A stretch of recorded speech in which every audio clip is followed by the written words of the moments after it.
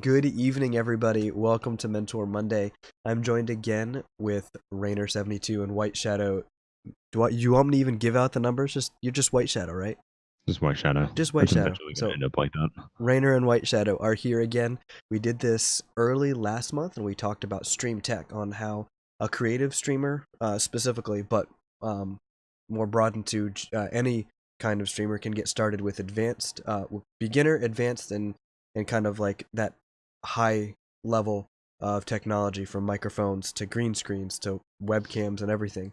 We had a lot of positive feedback from that conversation, so we are joined again with this little trio to talk a little bit more in depth about usage of bots in your channel, OBS, and that would be Streamlabs OBS or OBS Studio, as well as stream etiquette. And I'm going to open that one up to how you conduct your own stream and how you conduct yourself when you're in other streams or in other forms of social media. It should be a pretty fun, interesting conversation. So I know we did some detailed introductions last time, but Reiner, we'll start with you if you want to just remind everybody who you are, a little bit about yourself.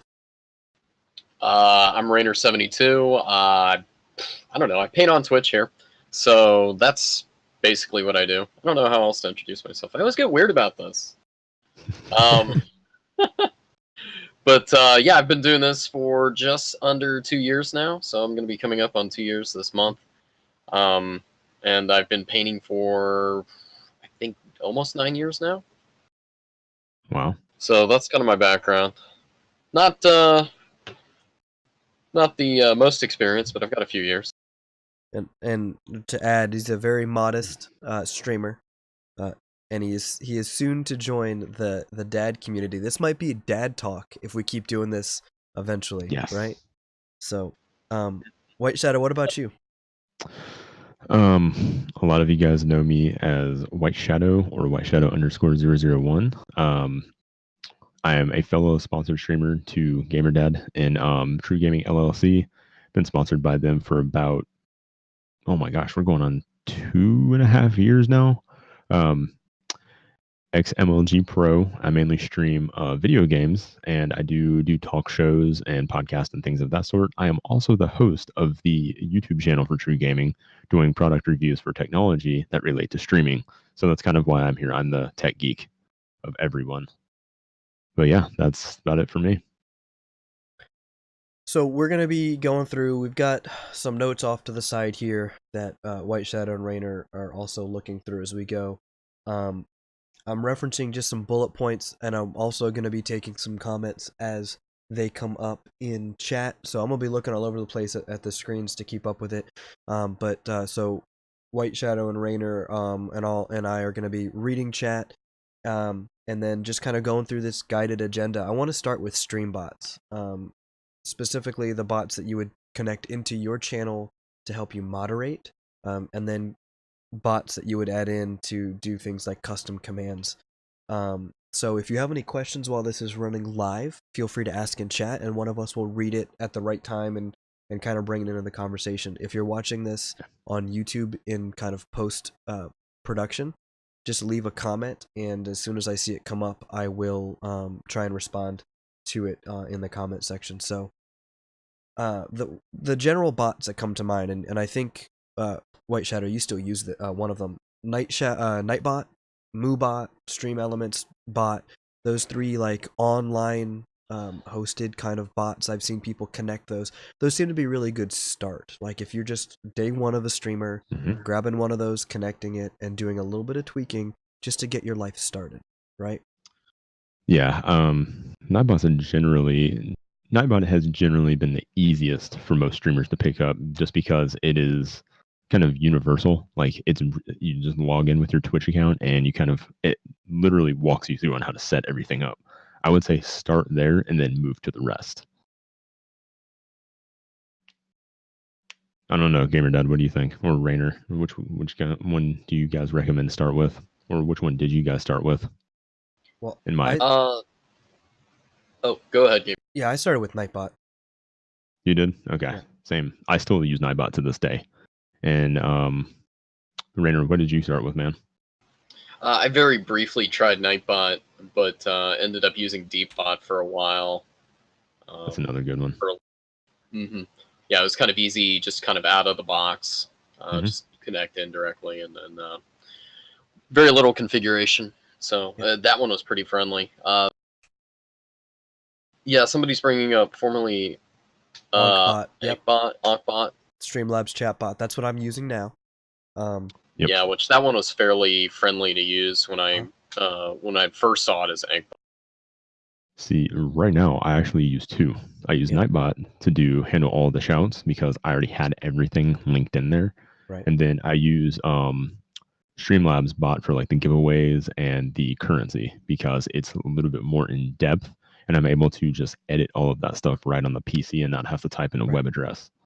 So it actually, funny thing about that is it takes up less RAM, because if you're using Chrome or a browser, your browser actually takes more RAM than what the actual application would. So you're using less resources that way too. So if you want to move everything onto or Streamlabs bot now, it will kind of free up some space for RAM. Or you can just be, dumb like me and, almost max out your motherboard RAM when you buy the PC. I went that route too. My last PC was maxed at 32. And like the day I got the motherboard, I'm like, I'm just gonna load it up, So, but one thing to keep in mind, so Nightbot, we'll focus on Nightbot, but we do have MooBot and Stream Elements that are online hosted, like global bots, right? Essentially, you invite it into your channel. You don't really have control over the bot. You just have control over some of the permissions in your channel, and they're good to get you started. But the moment you get your feet kind of in the water and figure out what you're doing, you might actually move away from it. Reiner, you said you used it very briefly. I tried all three of them, but Nightbot really kind of stuck. The moderation commands are so strict on a lot of these. Reiner, I don't know if you've done this, or White Shadow, I don't know if you've done this, but I've raided somebody, and the raid command has a lot of emotes, and some people have raided with all caps. And when you hit their channel, Nightbot says, "Get out of here." Yep.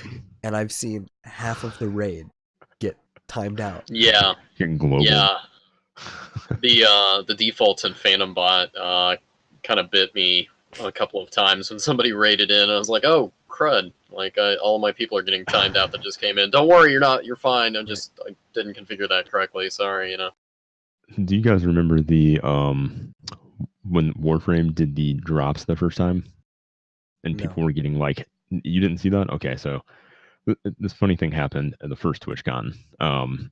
Green, Dan, and Velok were all at TwitchCon, and they were watching me, Doc, Khaleesi, Dust, and like all of these other people. We were playing Warframe, and basically what it was Warframe players could have tabs of streamers open and just be lurking in their channel and getting drops every time we completed achievements.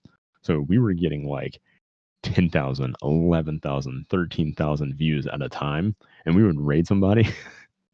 And all of those people would come in with emotes and stuff and immediately get globaled by some people's chats because they didn't have Nightbot set up correctly. It was hilarious. God. Like, I'm talking, we re-rated Khaleesi. It was me, Doc, and Dust rated her with 10,000 each. And like everybody got globaled immediately. It was awesome. Well, that'll do it. So the lesson here is, when you first get started with an online hosted bot, go into the settings and look at the moderation, dial it back. You still want auto mod on your Twitch dashboard running, at least at some level, because if somebody comes in with language you're not prepared for, the auto mod will catch it. But look for things specifically like all caps, so shouting, emote spam, and stuff like that. And links. Links are another big thing. You need to make the conscious decision on whether or not you want your links to be prevented. If you make that decision and links are going to be kind of a sacred thing in your channel and not for everybody to use just automatically, make a command, a custom command, and all of the bots should handle this, that's in there. And maybe one of your mods, if you have one, can run it periodically. Or if you're using a bot that provides timed responses, put it on a timer, say, we don't allow links in here, please ask a moderator for permission or something like that. So that's something that to keep in mind. That takes you into the custom and timed commands concept, though. Nightbot, I don't think does timed commands, right, White Shadow? Yes, it does. It does timed. Okay. Yeah, you can do time commands. All of the bots that I know that Reiner, you're using Phantom now, right? Yeah, I'm using Phantom Bot. Okay, so I know that they've got timed responses. Streamlabs chatbot or Onkbot does. Everything has it, so you can start putting, as you get a better understanding of what you want out there, think of maybe 2 or 3. Rainer, how many timed commands do you think you have? Like a handful? Yeah, I think I have 2 regular ones. You really don't want a whole lot. Right.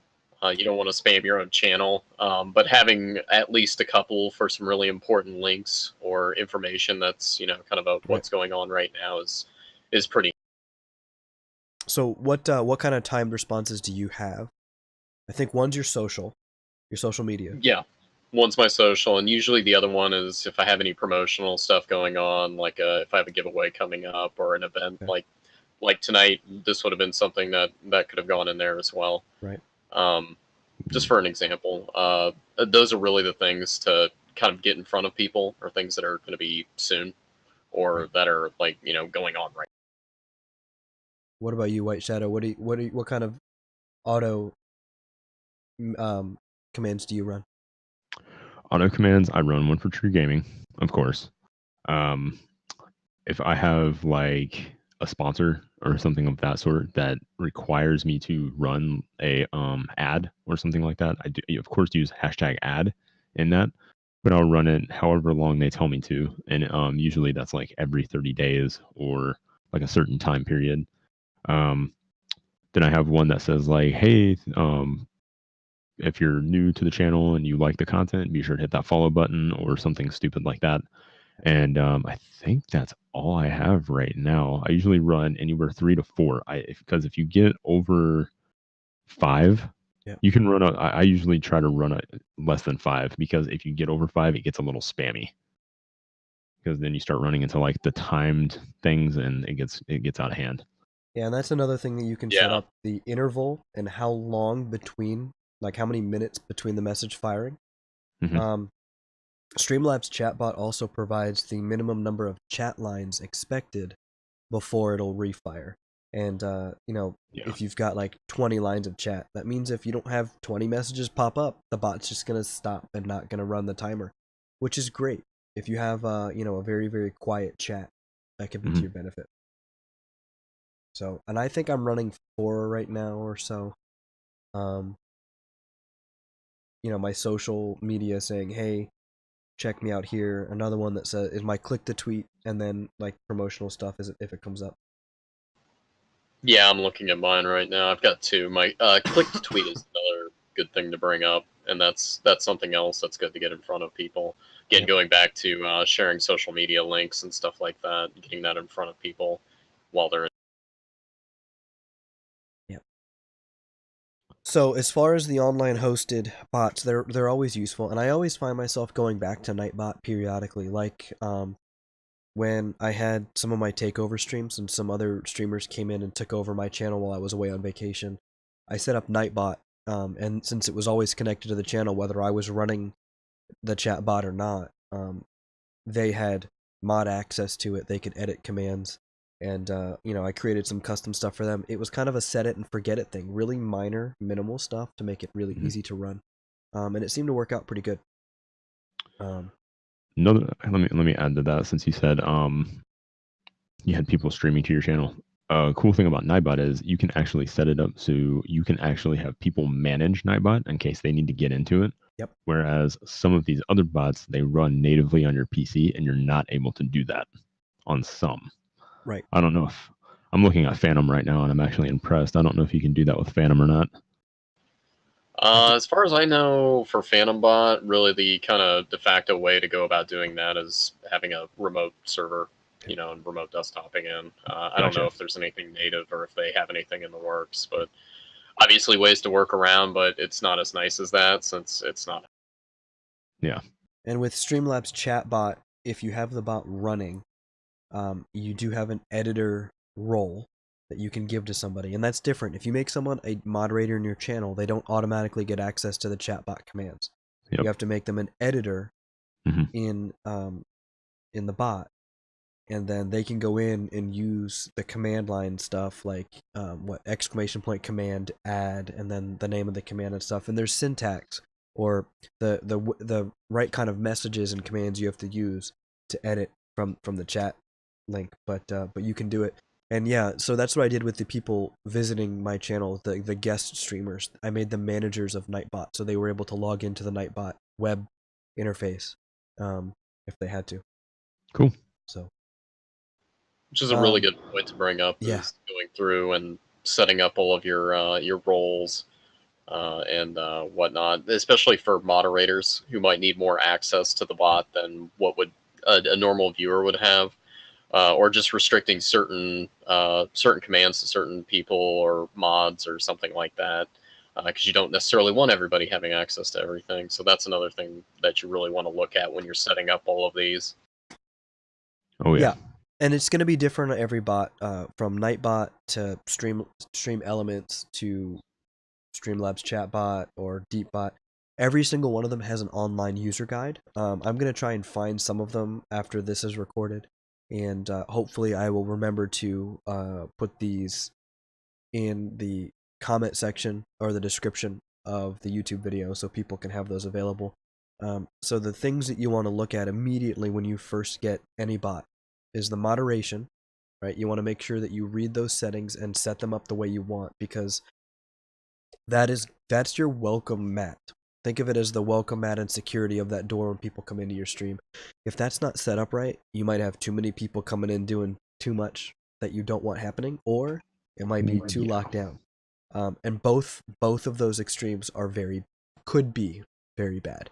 That could get into terms of service, but it's not really I'm not concerned with that. If you're a new streamer, you're not really gonna see that major risk of, I don't really see a whole lot of terms of service stuff happening for someone who's just trying to figure out how to stream. But it could happen. So both extremes could be kind of detrimental to your growth and to getting started. So, okay, so I've got a comment in the chat, and it says I have a streamer that cussed me out after scaring him in a horror game stream playfully. It got clipped, and I have a command I can use on his channel to trigger a link to that clip. So that's another cool thing you can do with special commands. Yeah. So you just get the URL, right? Somebody takes a clip of it happening, you're messing around. I've been clipped saying things on my channel that people have set me up for. And sometimes, yeah. So there's a clip of things happening, and copy paste it, put it in a custom command. And another thing that some of the more advanced bots, like the bots that you have to install and run more than likely locally or through some sort of a interface, allow for you to have triggered events where things can happen either on a speaking event or when they arrive. So if I've got an auto command for Reiner when he shows up in the channel, the moment he logs in, it should prompt, and the moment the bot catches that he's there, it should pop the message up. The other one is when he speaks up in chat, you can give him an auto shout out or an auto alert or something like that. I don't recommend the first one because some people, I like to lurk. Reiner, I've been learning a lot more about lurking because work's been getting so busy. So I'll pop into like your channel or White Shadow's channel, and I'll just sit there and lurk. And I don't want to be called out for lurking. So, if which Reiner, we'll talk about that during the etiquette section. Absolutely. Exactly. Yeah. So, I used to go through and when we get into etiquette, I'll tell you more about this story. I used to look at my list, my viewers list, and say hello to everybody, whether you've spoken up or not. But this was like sub 10 average viewers, right? It's not like I'm going through a long list, but I would say hello to everybody. Yeah. So you can set up auto features to engage some of your bigger regulars. You have different levels of permissions and different cool things you can do. So just look through the user guides for your commands and your bots. There's games you can add in. Just one thing to balance, and I think Reiner and White Shadow could probably speak to this as well, because you guys have done a good job in your channels with this. Don't overdo it with your bot. If your bot is doing half of the talking because of the games and the auto commands and the shout outs and everything, you're doing too much. Oh yeah, definitely. I'm a minimalist. Keep it light. If people like it, that's great, and if they're using it, that's awesome. But if it's getting kind of spammy, if people kind of get detracted by it, if you're just kind of getting the general feel that people don't like it, just go ahead and turn it off. Yep. Me personally, I can't stand games in chat. Like, I just think it looks cluttered, and it, like, people start getting into the game and they get so much into it, they stop talking to you, so the engagement fails. And for me personally, engagement is all about, like, that's what I base my stream off of, is engaging with my viewers. Yep. If I lose that engagement, I lose a very personal dynamic of my stream. So I don't use games, and I like like what Reiner just said, I like the minimalistic style of everything. It just, I feel like it clutters up chat, and sometimes with all of those games going, you can miss something in chat as well. So kind of be conscious, and it can actually turn viewers off if they don't like that either. Yep. So just be conscious of like who you're pushing your views to, or what kind of viewer you want to capture, is what I'm trying to say. Yeah, they're pretty good about giving you feedback. Just give a listen. If people are talking about how spammy it is, see if it really is spammy. Go ahead and turn it. Yeah, definitely. Yeah, and that's a good point. I mean, your community is, your viewers are part of your channel, whether you want to acknowledge that or not. And we'll get into that with etiquette as well a little bit. I see White Shadow kind of smiling because we've had some conversations about it before. So, but you bring Yep. up, with all the games, you bring up another good point. I know Streamlabs chatbot, you have all sorts of scripts that you can add in to make games like the Magic 8 Ball, or you can do raids and adventures and stuff like that. Or you can add in a specific bot made for games called GatherBot. Now that requires an application to the GatherBot community and getting it set up. There's two halves of it. I don't want to get too deep into like advertising for them. I use it. I am looking into what to reduce from its use, but it's basically, think of like if a bot could run D&D and every viewer was a playable character and you're the DM. That's really kind of how it works. They can do like goblin adventures where they go and raid a goblin cave kind of thing, or there can be some big beast that comes in and they have to fight it. Cruel is one of them, and you can go on these different events. You get items and stuff. It's fun, but if you get like, 15, 20, 25 people all playing these games, well, there goes your chat. Yep. Your And chat is no longer watching you. They are playing a game. now this would be great Yeah. if your chat bot and your Twitch chat and GatherBot could all understand the difference between the sub rooms that you can create within Twitch, right? Because Twitch allows you to make multiple rooms, and if That you could could, be cool. I've already asked development, it doesn't work right. They can't do it. Streamlabs chatbot can't handle it, and Streamlabs chatbot only recognizes the main stream channel, and GatherBot won't develop any changes to let you focus on a game or a non-game. It'd be ideal because some people like playing them, but most people don't like seeing that. And I've gotten feedback from some mutual viewers that we share, Rainer. I've gotten a lot of feedback of like, I don't like it. It's just nothing but spam. So we've cut a lot of it off. But that's something to keep in mind. If your channel is built on stuff like that, where you're gaming and chatting and stuff like that, do it. Have fun with it. It's available to you. It's called GatherBot. I'll even put a link up there to the site for you to check it out if you'd like to. Anything to add with some of the more advanced bots? I know, Rainer, you've experienced Deep Bot and Phantom Bot. So anything to add with bot use? Yeah, again, Deepbot's kind of it's easy setup, and my wife still uses it, so she still enjoys it. She's running her fiber art stream using Deepbot. But it's also lightweight. She doesn't really need a whole lot of extra integration to handle things in chat. So that.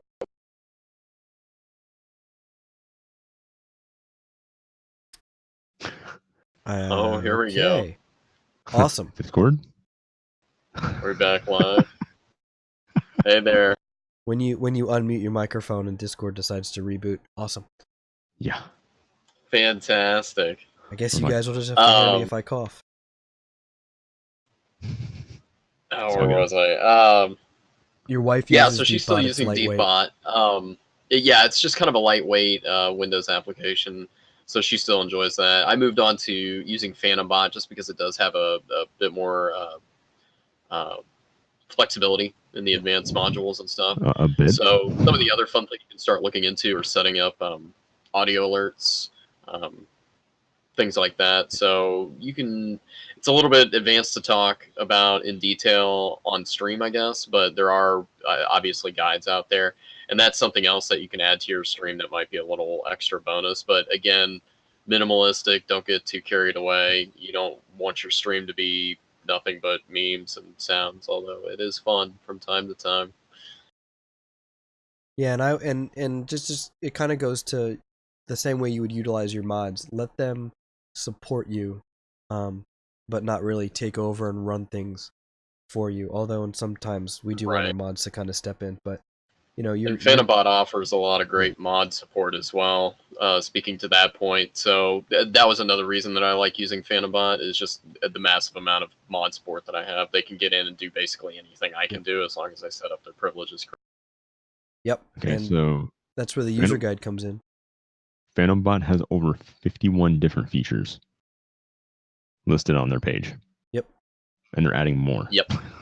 And they are all optional awesome. too. So if you aren't using them, you can turn them off and try to run it as lightweight as possible. Yep. That's insane. That's pretty awesome though. You know, one of the features, it's just a nice big checklist. One of the features that wasn't very robust at least 6 or 8 months ago was their backup feature. I don't know if that's been implemented yet. You can, you can back up. You basically go to the local folder and you back up to another spot. Which is a great thing to talk about when you're talking about bots is backup strategies. This is coming from a database and back up your bot. Like if you're a bot like this, make sure you have a plan because one of these days something's going to happen. You're going to be like, oh crap, there goes my bot, there goes all my points, there goes all my users, all of my settings, everything. That is the thing I like about Streamlabs chatbot is because it backs up to the cloud. Which is a nice thing about having something hosted not locally. Yeah. Is you can have somebody else take care of that. So my experience with PhantomBot, I helped one of my friends get it running, and I would remote into his computer before his stream and help him figure things out. And typically, what I would do if I were to back up the data folders that you would need to restore the bot, I would put them on a USB drive, right? Or an external hard drive, not the same physical drive. Because if that drive crashes, how good's your backup? So, speaking back to the cloud, Google Drive, Microsoft OneDrive, I don't know who's using OneDrive, let's be honest, or even Apple Cloud, you know, it's whatever you have as far as a backup solution. Use something off your own PC. That way, too, you know, to be fair, if that thing's on fire, God forbid, but, you know, if it ever burns to the ground, you can just load it up somewhere else and be on your way. That's right. So I use Google Drive for mine, and Streamlabs chatbot differs from PhantomBot in that regard that you can set up that backup, that import-export feature on a timer, and mine runs daily. It just so happens that since I only run the bot during my streams now, because I used to leave the PC up all the time with the bot up there, because I would just chat with people and everything. I just shut it down now, and so like an hour into stream, I'll randomly see chat messages that are private to just my console that says it's been backed up, and then it'll load back in and everything like that. So I have a nightly backup. With PhantomBot, one of the things that happens, some of the minor revisions to PhantomBot will just be new files or overwriting specific files. Some of the major upgrades, if you get a large update to PhantomBot, it wipes the whole folder, doesn't it? Does it still wipe out the folder structure? Have you That's a experienced good that lately? question. That's horrifying. Yeah, I usually just merge in the files when I do my Yeah. updates. So I can't remember if it's actually doing a full override of that. That would be So something I do. if you are if you are running any bot that is installed on your machine, so Streamlabs chatbot, Phantom bot, make sure that you are aware of what's happening when an update occurs, because and this might have been an old update, it might not be part of the process now in the last 6 or 8 months. Some of the bigger updates will reset some of the settings, like some of those files will be overwritten or corrupted or removed, and that's when your Which, backup speaking to comes in. that, Phantom bot, if you are running local Phantom bot like I do, before I do that upgrade, I make a copy of my local files just to the side, just in case Yep. anything gets screwed up during my upgrade. Just in case, because it has happened. If Yep. something blows up, something gets screwed up. So it's always a good idea to be careful. Another good thing to make sure you back up to is OBS settings. Yep. Right in OBS, you can also export those. So those are really the big things. Like, if something happens to your local PC, your bot settings, your OBS settings, make sure you back those up, because that's hours of work to reset them back. Yep. Yep. And I do a nightly backup because I used to be very aggressive with my currency. Like, people could get tons of currency in one stream, whether it be through bits or a donation or subscribing, whatever. Better to risk losing 1 day's or one stream's worth of currency than have to figure out what they had at the beginning of the month or a week ago. Because I've seen that. I've seen that happen to a mutual streamer that all three of us know. And I mean, he was doing a giveaway at the end of the month. People were, dollars were being tipped like crazy. So there was lots and lots and lots of currency out there, and it all got wiped out. Oof. Yeah, oof is right. Yes. Oof. And I know if I was somebody that was financially like buying the currency, which we can get into with etiquette later, but if I was a viewer and that happened to me and you had no answer for it other than I'm sorry, which he handled it well. I'm not going to talk about his specific situation, but a bot can really break your back if you do something mistakenly with it and you're not smart about how to use it. It could break. I mean, some people. It depends. Like, there's some other big streamers who have very heavy reliance on currency, and it's very hard to come by in their channels. It's hard to get some of that currency. Uh, if you lost all of it for a mistake and you just got oops, you'd be pretty upset. Mm-hmm. So, and Reiner, you mentioned OBS backups as well. That's a good transition to get us into OBS. But before we jump into that, I saw a question come up about the difference between Phantom Bot and Streamlabs Chatbot. My understanding is one was made, and then a lot of the developers went and made the other, so they kind of separated off. They have a similar kind of start. Um, Phantom Bot, if I recall correctly, runs off of a web page, right? It's installed locally, but you go to a web page Right. to view it. It starts a local web server, Yeah. so you just connect back into your own computer via like Chrome or whatever browser you use, and that's how you interact with it. And then obviously it connects to your Twitch channel as well, and has its own bot that dials in. So you have to set up your bot account too. So keep that in mind with all these bots. Sometimes you may need to configure a separate account for that bot to connect to your channel as well. Yeah, I've seen lots of people where it'll speak for Reiner. Like, somebody will log in to their bot account as their own streamer account. So like Rainer's shout outs, it's just Reiner. It looks like Rainer's just nonstop talking instead of giant purple robot. Yeah. Got it. So yeah, read those instructions on every different bot that you install. All of them will tell you how to set it up. I really recommend creating a separate Twitch account for your bot. It makes your life a little bit easier. Also, it means if you're ever going to test something, you can just go live as your Twitch bot to check something out, and you don't have to worry about somebody coming into your stream and getting kind of left out or something like that. Yeah. So, and yes, treat your bot account as an extension of your main account. So secure it with two-factor, everything. Yeah, make sure that it's fully secured, because if that gets hacked, that's also a problem. I know somebody that's bot account got hacked and they couldn't get it back. Whoops. It's bad. Really bad. Like, don't let that happen. Because it can ruin, and it was a troll coming after them. It can ruin your stream. I have to double check if I have two-factor set up on mine now. I think I should. Yeah, go. He's like, I'm double checking that right now. Yeah, I will give you real experience. My wife did not set up two-factor for her first couple of streams, and yeah, got hijacked pretty quick. And I was like, "What happened? What?" And then I realized, oh, not two-factor. She's like, "Oh, I didn't set it up yet."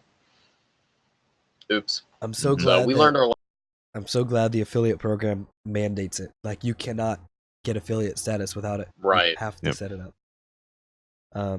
But your bot is another thing, and you, believe it or not, you will have to moderate your bot. Your bot has mod privileges to your channel, so you probably give them carte blanche. You probably give that bot account everything you possibly could, which means if it gets hacked, some troll's going to own you. It's Essentially. scary. Yeah. So, all right. So read the user guides. Post your questions either in chat or in the YouTube comment section, and I will answer them as quick as possible if you have any additional questions. But OBS, I'm going to talk about OBS Studio, but we could relate a lot of these to Streamlabs OBS or SLOBS. So It's I'll the say, worst acronym. I know, It's terrible. but okay. So we'll say OBS and SLOBS so we can differentiate, at least for now. Right. I The don't OBS use and the SLOBS. I got the you. OBS and the SLOB. Wow. Yep. Okay. Maybe we'll just say it out when you put it that way. So OBS and slobs. I don't use Let's do it. Streamlabs OBS. I have been burned by it in the past, and I have not taken the time to go back and reestablish my use of it. I started it when it was very early on, and some of the things that I was using in my stream content were not really working correctly. So I got burned. I had to, during a live stream, open up the other OBS, go live again, and then all of my configurations were wrong because I had made changes in Streamlabs OBS. Yeah, so that was a fun night. But OBS, one of the big things I like about this is if you're working with a community and you're working with another group like my sponsor True Gaming, and you find yourself streaming to their channel periodically, OBS allows for you to establish different profiles. Now, this is very dangerous if you don't know what you're doing, because think of a Windows account, think of a Windows computer. If the three of us here were using the same computer, Reiner would have a login, I would have a login, and White Shadow would have a login. Your login is your stream key, which is private. Don't ever give anybody your stream key. Twitch has ways of letting you give people permission to stream to your channel without giving your individual key. Don't ever. Nobody from Twitch will ask you for it. Nobody anywhere will ask you for it. Don't ever provide it. That's the first rule. If you are considering copying that stream key and giving it to somebody, stop. Start the video over, go to the other video first, start from the beginning, and just don't do it. Now, with OBS setups, there's a lot of technical things, and White Shadow, you helped me go through this before. Rainer, I think you're kind of versed in some of these as well. But I'm going to put White Shadow on the spot to talk about some of the different pieces on what I have in a little document. Now, I've gone into my OBS setup specifically, and we're going to talk about the output tab and the video tab specifically. Stuff like audio and hotkeys. The stream tab just is where you put in like your stream key. We're not going to get into that today. That's a little bit more advanced when it comes to audio configuration, but the output tab is where all of your technical stuff when it comes to your processor, your encoding, which is going to use either your graphics card or your CPU, your buffering, so depending on your internet reliability in conjunction with your processor, all of that is right here. And then your video is going to actually be the resolution that you are natively running at and outputting. before Reiner and White Shadow kind of talk about some of this, I want to point out, be aware, not everybody has as good of an internet as you. You probably need better internet than most to stream, maybe, but not everybody has, like, I'm running on fiber internet. Not everybody has that. So if I'm going to output what I know my fiber can handle, not everybody's going to be downloading at the same rate. So half of my viewers are going to hate what they're looking at because it's constantly going to buffer. Yep. So when we talk about the video, I'll let Reiner probably talk about resolution a little bit on the video tab.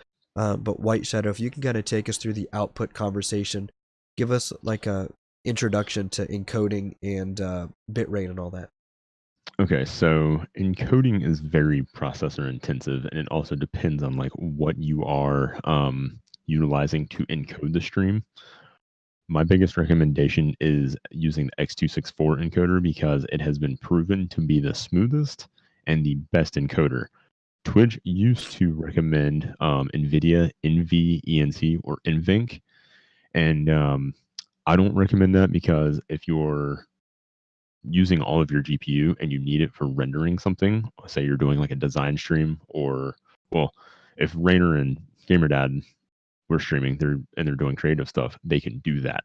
Yep. But it's still not going to produce the solid frame rate that X264 does. So use X264 because it uses your CPU encoder, which is your processor, and it will 9 times out of 10 have more stable frame rates going back out to Twitch than using your graphics card, because graphics card cores sometimes aren't the most stable.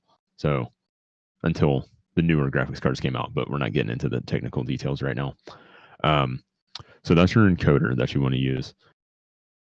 Your canvas, and Reiner will get into this in a second when we go to the video tab, but your canvas resolution is going to be 1920 by 1080. That's 1080p, 90% of the time. I rescale that output to 720 for the sake of my viewers being able to encode the stream on mobile devices and lower tier internets, because I have a gig just like GamerDad does, but not everybody has the same internet that can encode that sort of resolution on your end. So I downscale to 1280 by 720.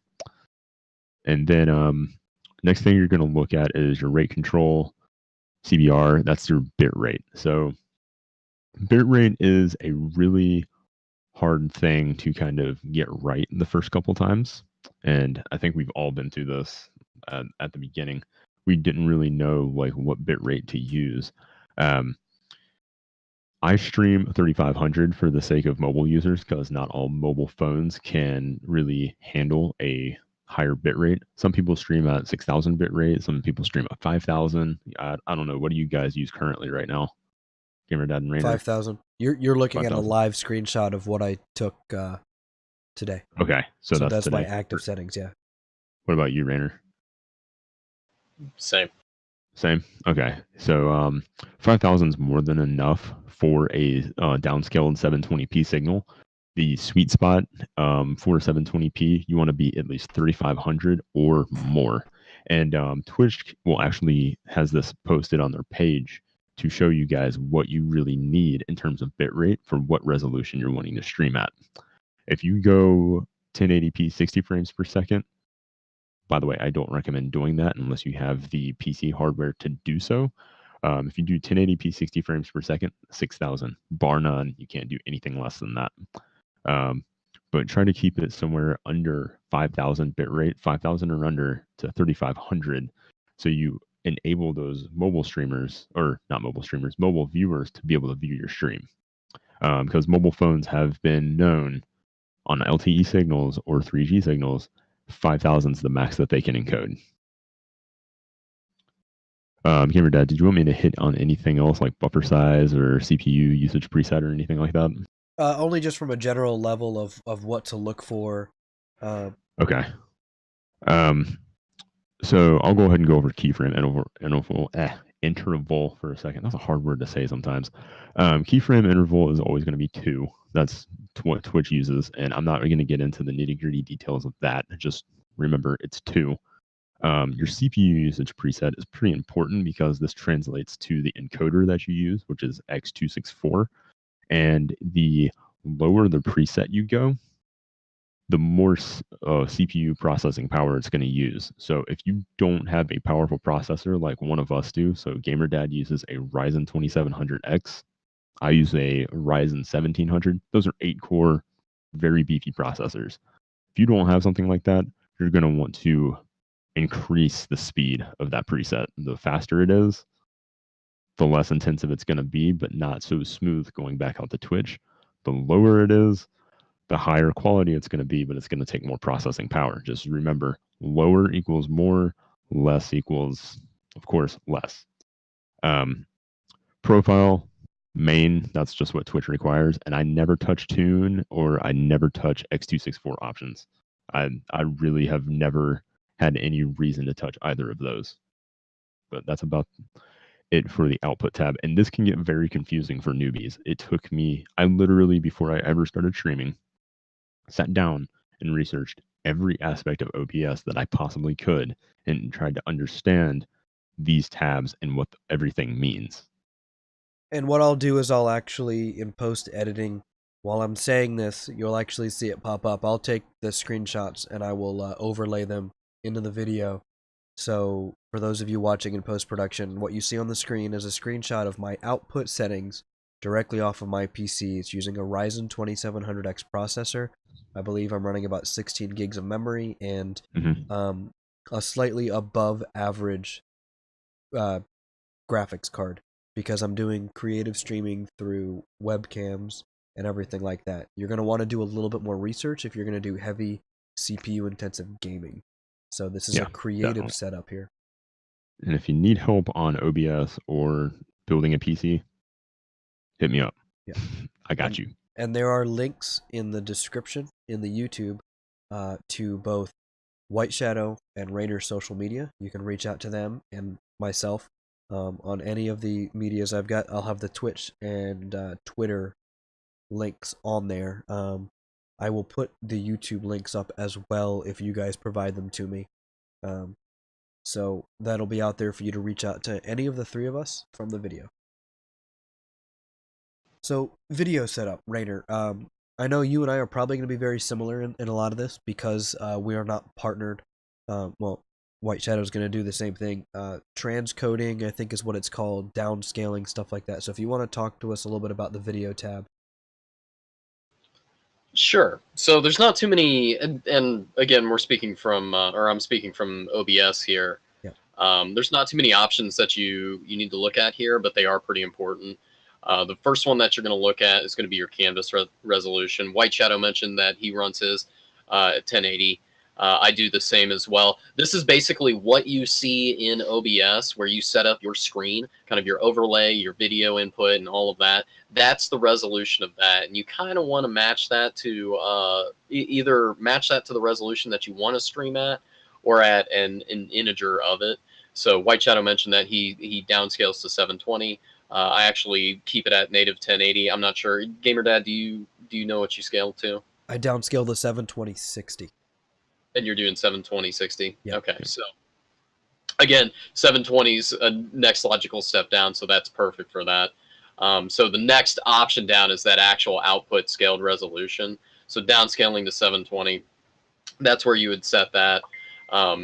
That, again, goes back to what White Shadow was mentioning, again, with bandwidth and transcoding, again, to different devices. So when you actually transmit your signal, you're transmitting to Twitch, and Twitch can decide to downgrade that or upgrade that signal as well. If you're partnered, there's more of a guarantee that that's available. Basically, they say that's always available, and you get multiple quality options on your stream. That's not always available for affiliates. So that's part of where this plays into what you want to decide.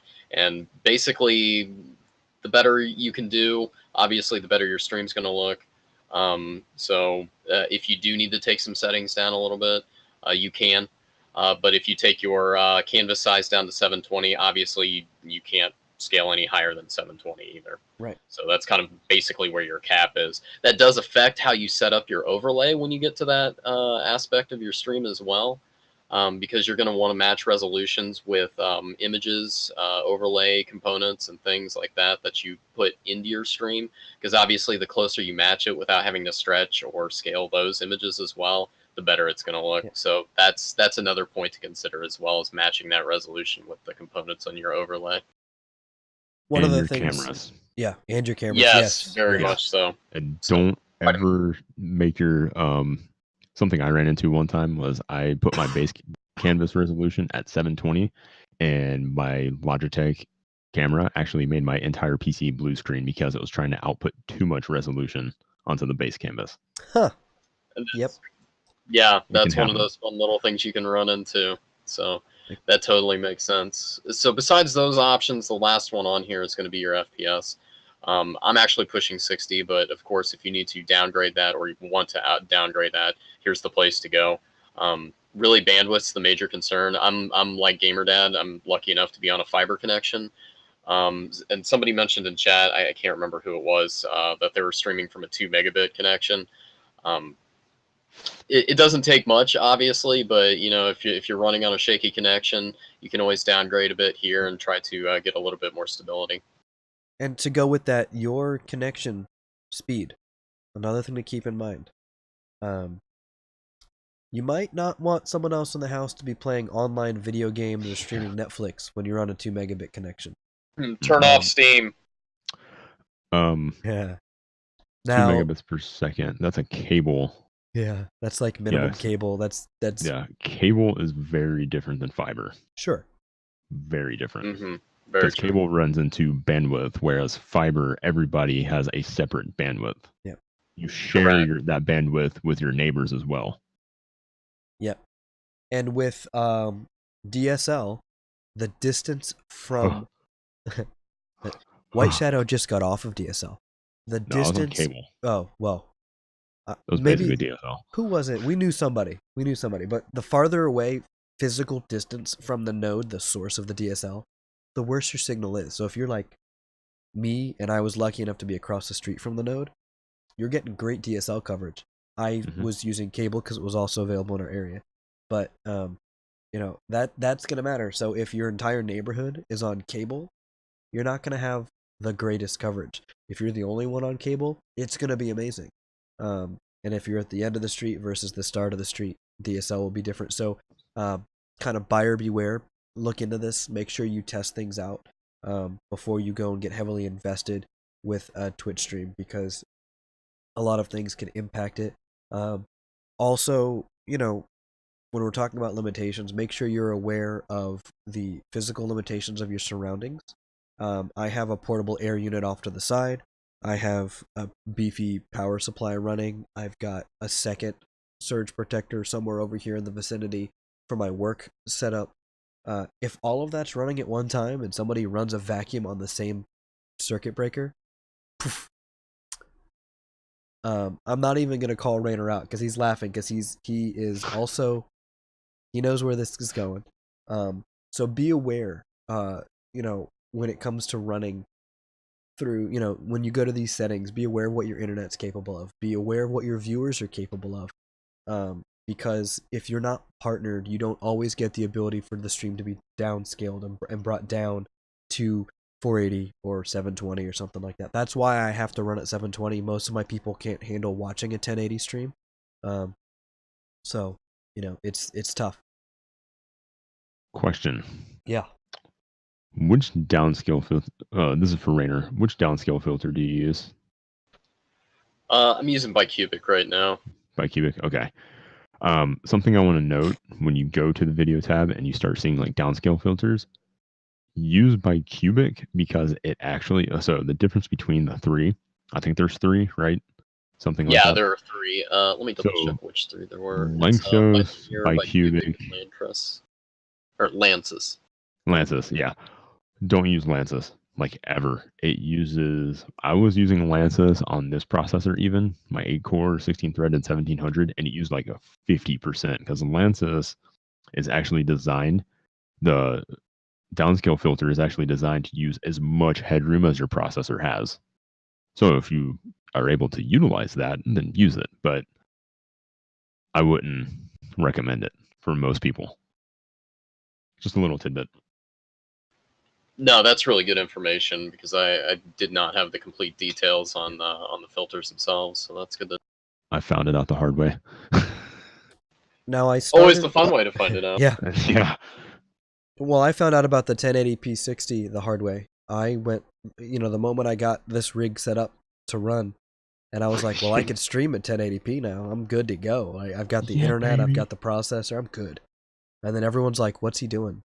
I can't. Why am I buffering? And I'm like, did my internet go down? Is there too many people watching Netflix? It was the resolution, so I had to end stream and bring it back up. Now, I mentioned the difference between Streamlabs OBS and OBS Studio, right? They're two different software. They do the same thing. They let you put stuff out there. They let you edit the overlays and stuff like that. One thing to keep in mind, as of the recording of this video and the recording of this conversation, I'm not aware of Streamlabs OBS allowing a multiple profile setting. Now, that could be a future enhancement. We don't know.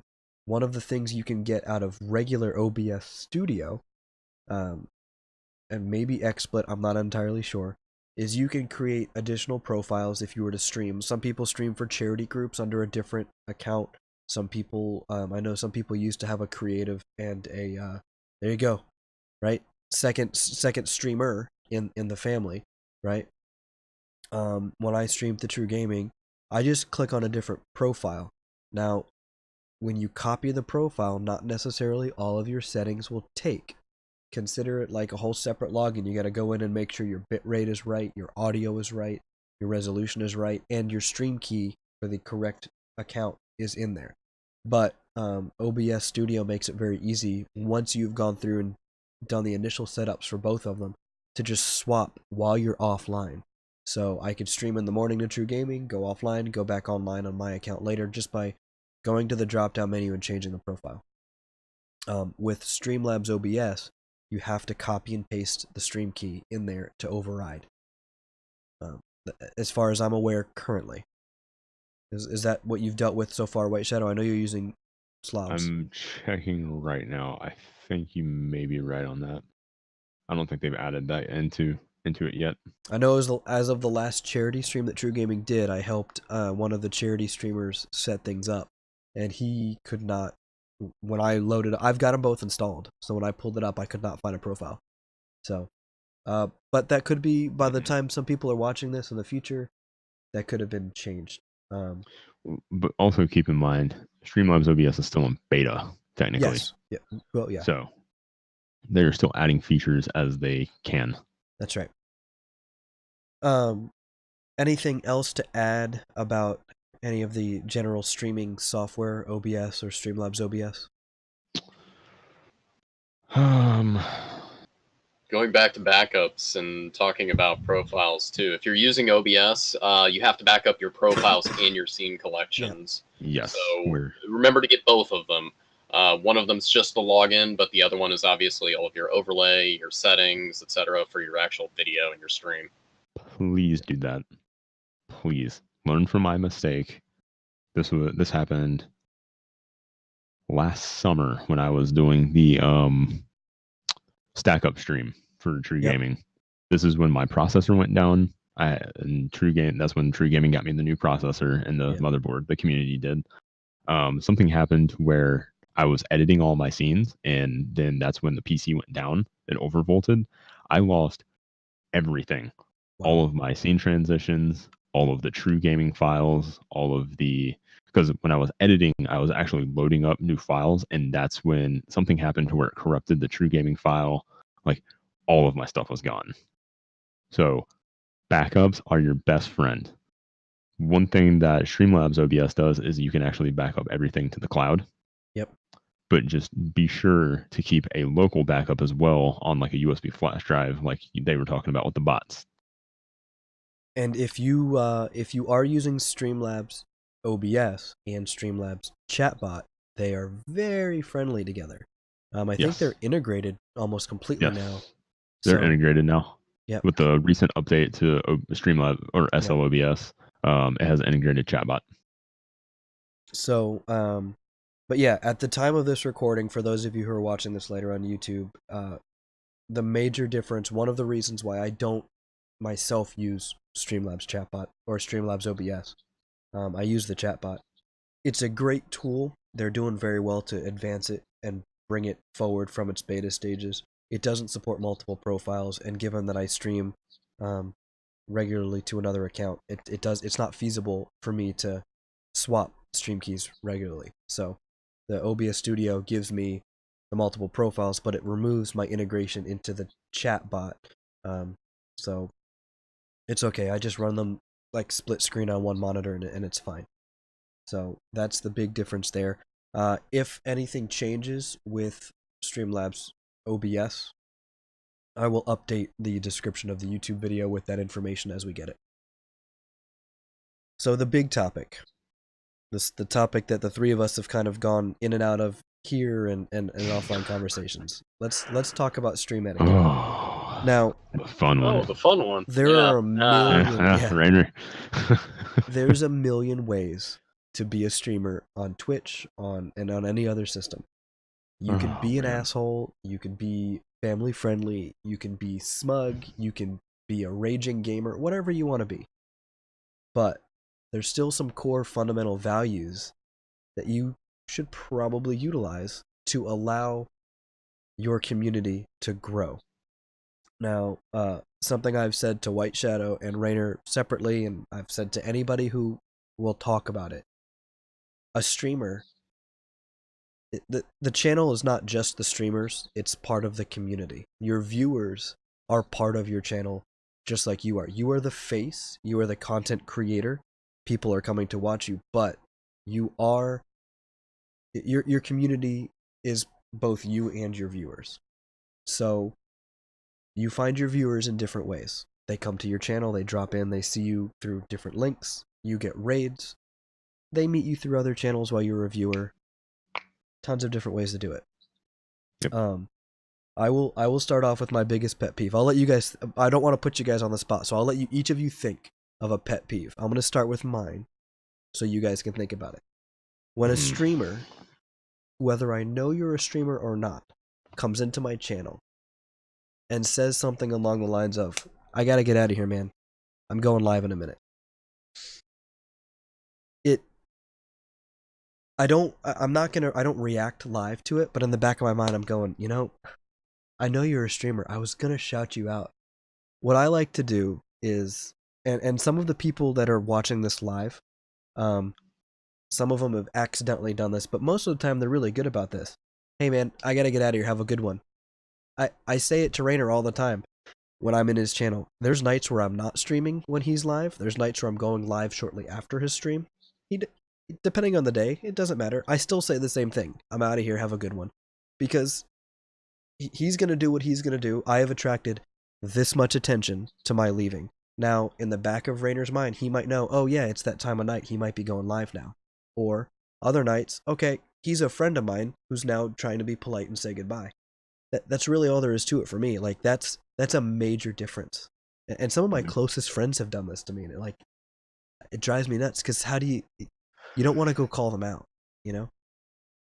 Yeah, it goes back to it's kind of respecting other people's streams, because it goes back to it's promotion. You're talking about your stream, and then it could be considered rude to talk about that in somebody else's stream. They're obviously doing their thing. Hey, look at me, I'm doing my own thing too. It's like, well, that's just rude. So to be fair to other streamers, just be mindful of that. Don't necessarily bring it up.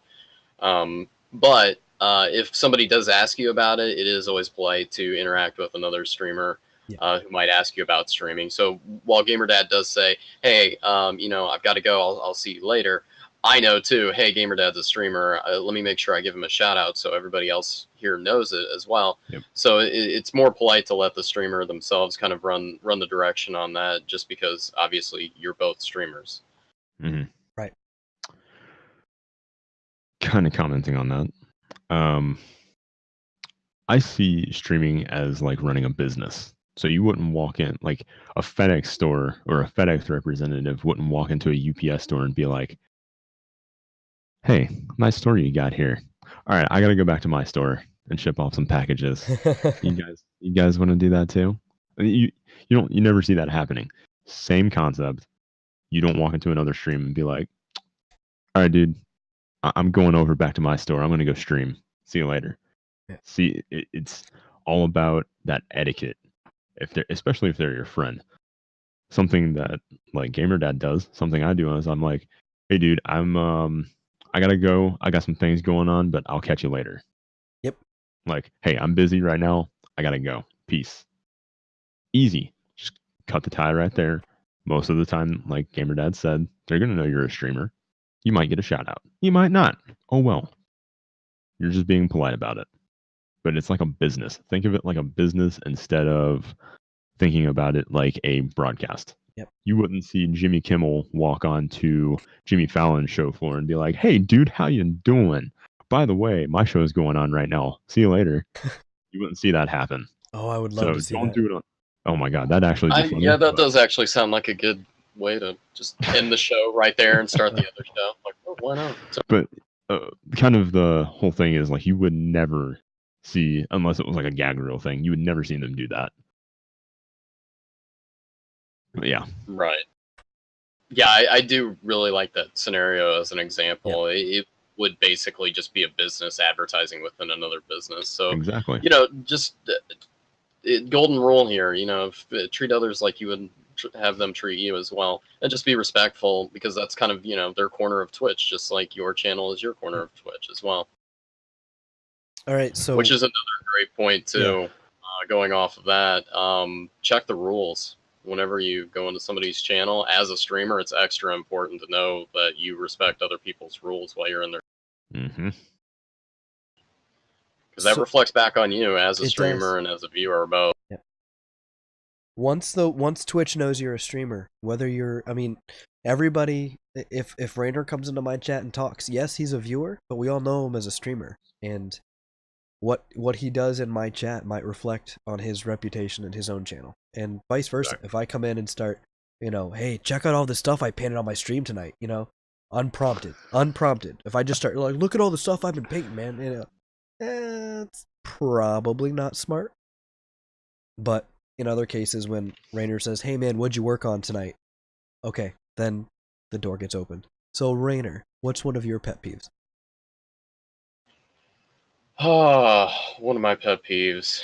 Jeez. I had one and I totally lost it too. That was such a good piece of discussion on that, because that really does go back to one of my big ones. Yeah.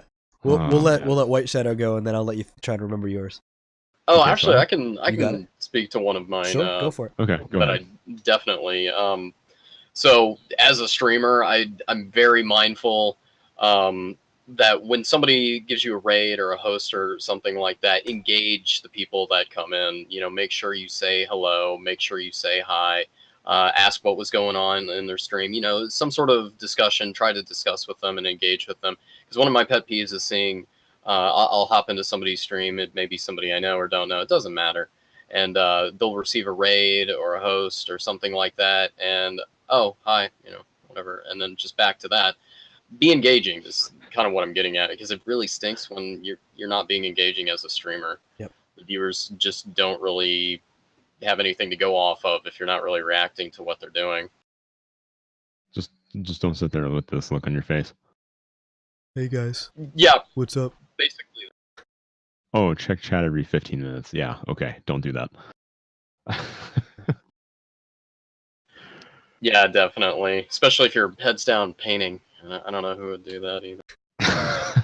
I don't know, man. That's why you have your alert audio playing through your ears when something happens. Like when Jesus Take the Wheel shows up, it starts playing in your ear, you're like, what? I mean that happened. That's happened. I've seen it when people come in and raid him. He'll hear something. He's like, what's going on? What happened? And there it is. See, but that's cool though. Like you hear something and you're like, oh crap. You're scrambling to get to it. At least you're reacting. Yes. Some people are just like, thanks. And we have now coined the name of that entire situation, Reiner. And it seems to be called Resting Paint Face. I'll go with that. That seems accurate. It's yeah. Yeah, that works. Dungeon Dame, yeah. Yeah. Yep. Yeah, that's always tough when they don't know how to react or don't react. I don't want someone to throw a party for me. Like, I'm not expecting Reiner to go jump up and down on a Saturday when I raid in there. You know, Like Sodomi. although if you do that when I raid you sometime, I will probably laugh hysterically and fall out of my chair. No, I don't think I have enough energy for that. No. So I guess going back to that, it's basically just engagement. Like, Yes. one of my pet peeves is when a streamer is not being engaged with their chat. So Yeah. if you're streaming, make sure you engage all the time. It doesn't take much, and it makes people feel good. All right, White Shadow. Oh man, I have so many. Okay, I'm gonna name 2 of mine.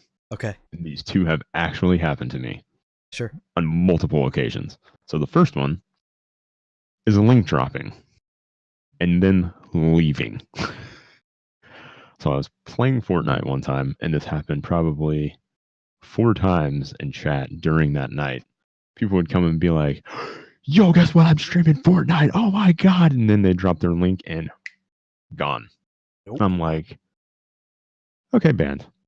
Yeah. And then there's multiple occasions to be like, hey man, how's it going? Can I play with you? Can I play with you? Can I play with you? He's talking Hey, by the about way, me. No, not you. Huh. Hey, can I play with you? Oh, by the way, I'm streaming. Link drop. Then they're gone. That one annoys the living crap out of me, and I actually have links turned on, like link blocked, turned on in my chat, and you have to ask for permission for it now because it has happened so many times in my chat. Second one, I have been in a public Discord, True Gaming, been in one of the open voice chats and the Discord chat, and had somebody come in there just to chit chat, just to have a casual conversation. And right before they left, they were like, "Oh, by the way, I'm streaming right now, and everybody that's viewing you right now should come follow me." And then they left. Did they get kicked out of the Discord too? I banned them immediately. Yes. And they were a actually decent community member inside the Discord, and that happened twice, 2 separate occasions, 2 different people. So that's my 2 biggest pet peeves is basically self-promotion in different forms. So link dropping and audio. Like if you're in a chat with a streamer, don't for the love of God start talking about your stream unless it's warranted by the streamer. Yep. So like if I'm like, yo, GamerDad, how'd your stream go? And he like that's an open door policy that he's now allowed to talk about his stream.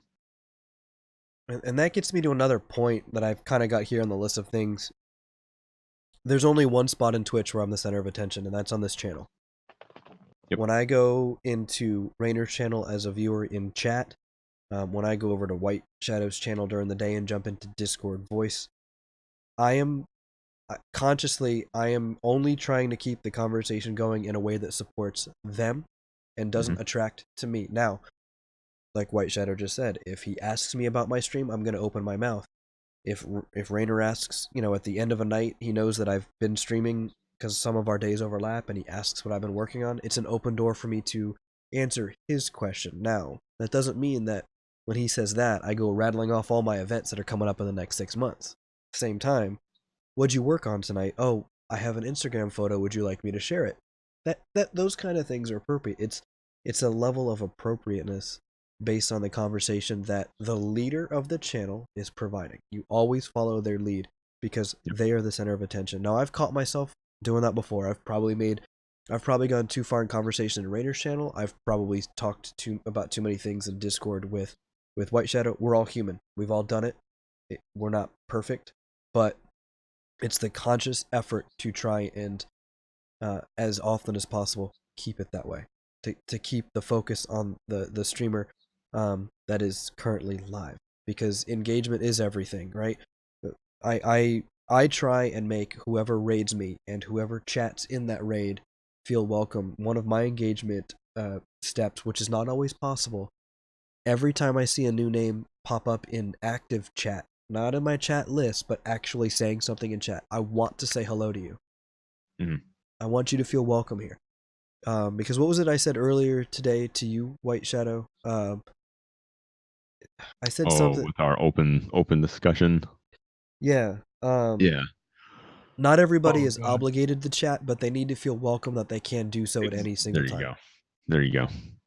Yeah, that's a big thing too. So, I mean, all these points that we're talking about really just go back to respect and respect as a streamer. So, respecting other streamers, respecting viewers, and that goes back to the point GamerDad brought up earlier about lurking. So, a big thing is respect your lurkers too. I always say hello to people, and I make a point to say, "Hey, everybody lurking out there, you don't have to talk, but welcome. How's Right. everybody doing?" I mean, we've just had one person that I know for a fact is a streamer. I've seen his name on my viewers list because it's high up in the alphabet. And he's been here for quite a while, but he just said hi for the first time now, and I've just now responded to him live in chat. I'm not going to call his name out to draw his attention, and I'm not trying to call you out now for that. Sorry. I know that that's completely counterproductive, but as an example, like, I can see my whole chat list. And by the way, hello, Aaron.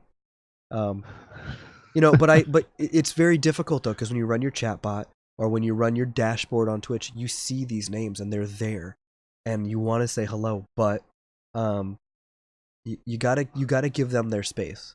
You gotta give them the room to sit back and enjoy. Because you know what, with the creative stuff that we do, half the people that are lurking in my channel are probably painting, probably gaming, probably watching Netflix. They're doing something while spending time with you. And you have to Mhm. understand that, accept that, embrace that, and thank them for that. I mean, I appreciate a lurker as much as I appreciate somebody who'll chat 100 lines. They're Yeah. they're all spending time. They're giving you your time, guys. I've Yeah, seen I've seen streamers straight up say they don't appreciate lurkers, and I've never understood it because a lot of times you have more people lurking than you do people chatting. Lurkers are just as important as the people chatting because they're helping your view count. They're helping just the stream. They're helping keep the stream going pretty much. And some of your lurkers can be your most dedicated people, your most dedicated viewers. 9 times out of 10, they're sitting back and they're just enjoying the content that you are producing. So appreciate them. Like oh Rainer yeah, said, like Rainer said, kind of say, hey, for everybody lurking out there, or just do a blanket statement. Thank you guys for coming to hang out. Yep. Just thank everybody. Do a blanket statement, cover everybody, because that covers the viewers and it makes them feel included. Going back to what GamerDad said, when it comes to making everybody feel included, even if they're lurking, they don't have to talk. Yep. But you want to like keep an open door policy, so if they do talk, they feel just as included as everybody else. And a lot of these rules, absolutely. a lot of these rules will apply when you're offline, and when you're in other forms of social media.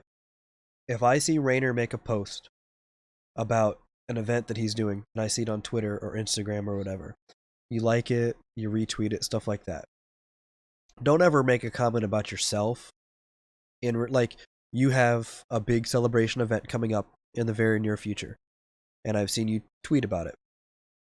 Um, which, by the way, I'm gonna put the tweet in the description at least until the event happens. So I'm not gonna go in there and be like, "Oh, that's just like my 1 year party that I did a couple weeks ago." Like, no, it Don't do you that. don't do that. When you go into discords that are not yours, and be conscious of what you're posting in there. If you're posting things that are blatantly self-promoting in an area that's not really for self-promotion, don't do it, because that's the same thing as going into a chat and saying, "I'm live right now, come watch." You know, don't go into someone's Discord channel that doesn't want public announcements. Don't at here and at everyone in Discord when you go live in a group Discord, when that's not really the protocol. Get to know the rules of wherever you are and conduct yourself according to those rules. Um, and remember, when you're not streaming, somebody else is. And this I will be completely honest, I'm guilty of this previously. When you are streaming, when you're offline, someone else is more than likely online. There's millions of people on Twitch. Um, be aware that you're sharing that space. So when you do something to take away from their space when you're not even live, it's just as bad. Like using your bots for your own benefit when you're offline. Now I did this before. I didn't really think of it this way. I had a good, healthy back and forth conversation with a partner about this to kind of understand the mentality behind it, and it really changed my perspective. I used to run my bot offline so I could chat with people while I wasn't streaming, and then I would periodically go and rehost to other live streamers at the same time, thinking I'm sharing the community, I'm trying to grow, when in reality people were coming to my offline bot to chat with me so I can go host out to other people. So you want to be careful, because what you do will impact other people in your shared space. There's a lot of game spaces that are fairly small. Not everything as big as Fortnite. Art and makers and crafting are very small right now. Fortnite's gigantic, but Fallout 3 might be relatively small. Share the space and make sure it's welcoming to everyone, and not just taking you're taking your little bit, but at the same time, don't be greedy, And I have no shame in admitting that I did that. It was a mistake. It was my thoughts were a little bit different than the way it was perceived by the community, and that's completely reasonable. You know, there's things like this, bounce them off your. I could go to Reiner and ask his thoughts on an idea I have. I can go to some of the other streamers in the same community and bounce, and they're like, you know, we've seen this before, and this doesn't get really received well in this community. Or you know what? That's awesome. Like, that's worth a try. Your other streamers are also your friends. Don't ask them about it live in their chat, but sorry, I don't mean to get on a soapbox there, but it's really tough when people are out there for one person. They're streaming for only one person, and you could see it right away in a stream. So that's a great point to bring up, because obviously the more you interact with people on Twitch, the more streamers you're going to interact with, the more viewers you're going to interact with. And it's really grassroots, just like anything else on the internet. Word gets around very quickly, so respect is everything. So be mindful of how you respect other streamers and viewers, etc., and how they do perceive you. So just be mindful of your actions. I think it's really the big lesson there. And kind of going to, like, we've all made mistakes streaming. Sure. The way you evolve as a streamer is you learn from those mistakes. Don't do the same thing twice. If it pisses somebody off, apologize for it and be like, dude, I'm sorry. I wasn't trying to make you mad. I was just trying something new and it didn't work out. Let's go back to the drawing board and tweak it. Sure. Don't keep doing the same thing over and over again. What we talked. To add to that real quick, just to bring in the counterpoint, don't get pissed off at somebody just because they had a better idea than you either. Exactly. Exactly. I mean, and that's and streamers are here to build up other streamers too. The more we build up each other, obviously, the better everyone's going to do. The more people that are on Twitch, the more people that are watching somebody. It doesn't matter who. So they're going to tell somebody. They're going to share the love. So obviously, if you're being respectful, I'm going to say, hey, I like this guy. You should go check him out. When you get a chance. Why not? Not, this guy's kind of, I don't know. You might not like him. Yeah, I mean, it's kind of both sides of the coin. Even though we're behind computer screens and it makes it easier for us to talk sometimes, I'm not nearly as I'm more of an introvert when I'm in person. Unless I know you well enough, like White Shadow. White Shadow is Mr. Social 24/7. All the time. Yeah, that's what 24/7 means. Okay. It's late. So hashtag dad life. It's easy for you to get behind a camera sometimes and just talk, but you have to remember that there's other people out there too. And if I met any one of you in person, I would hope that you would feel that I am as genuine of a person in real life as I am behind a camera, and that's really what it is. And that's what I mean when I say there's more than one way to do it. All three of us are very different people. We all have the same goals. We all have the same enjoyment for being on Twitch. But if you look at some of the really, really big streamers, they're all very different. They're all doing it very different.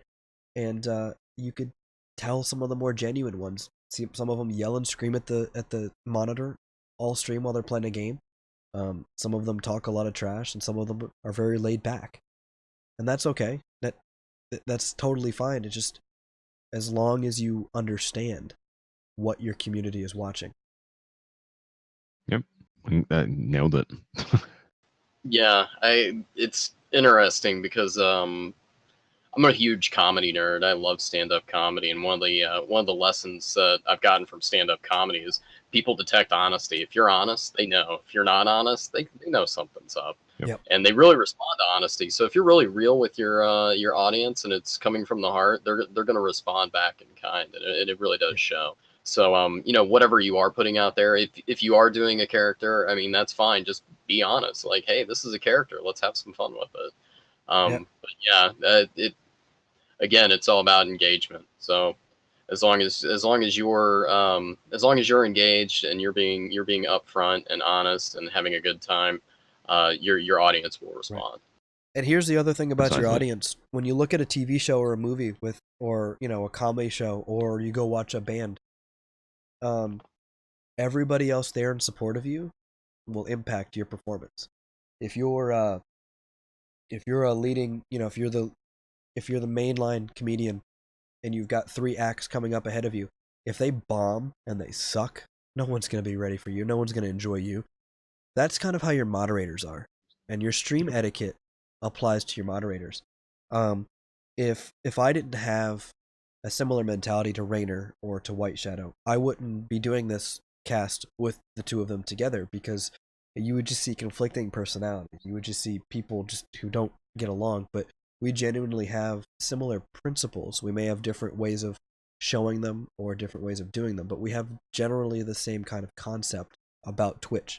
And that's the same way I look at my moderators. I won't put somebody in my mod list that I wouldn't trust if I had my resting paint face, as we said earlier, and I wasn't paying attention to chat and something big happens. I would expect each and every mod to know how I would want the reaction to be and to do it justly. Not brush over it in a small way, not bring a major hammer down and give someone a permaban because they said something silly, but do the right thing. Your moderators will be the ones that are helping to govern that etiquette that you're expecting and helping with that engagement. I've had to walk away.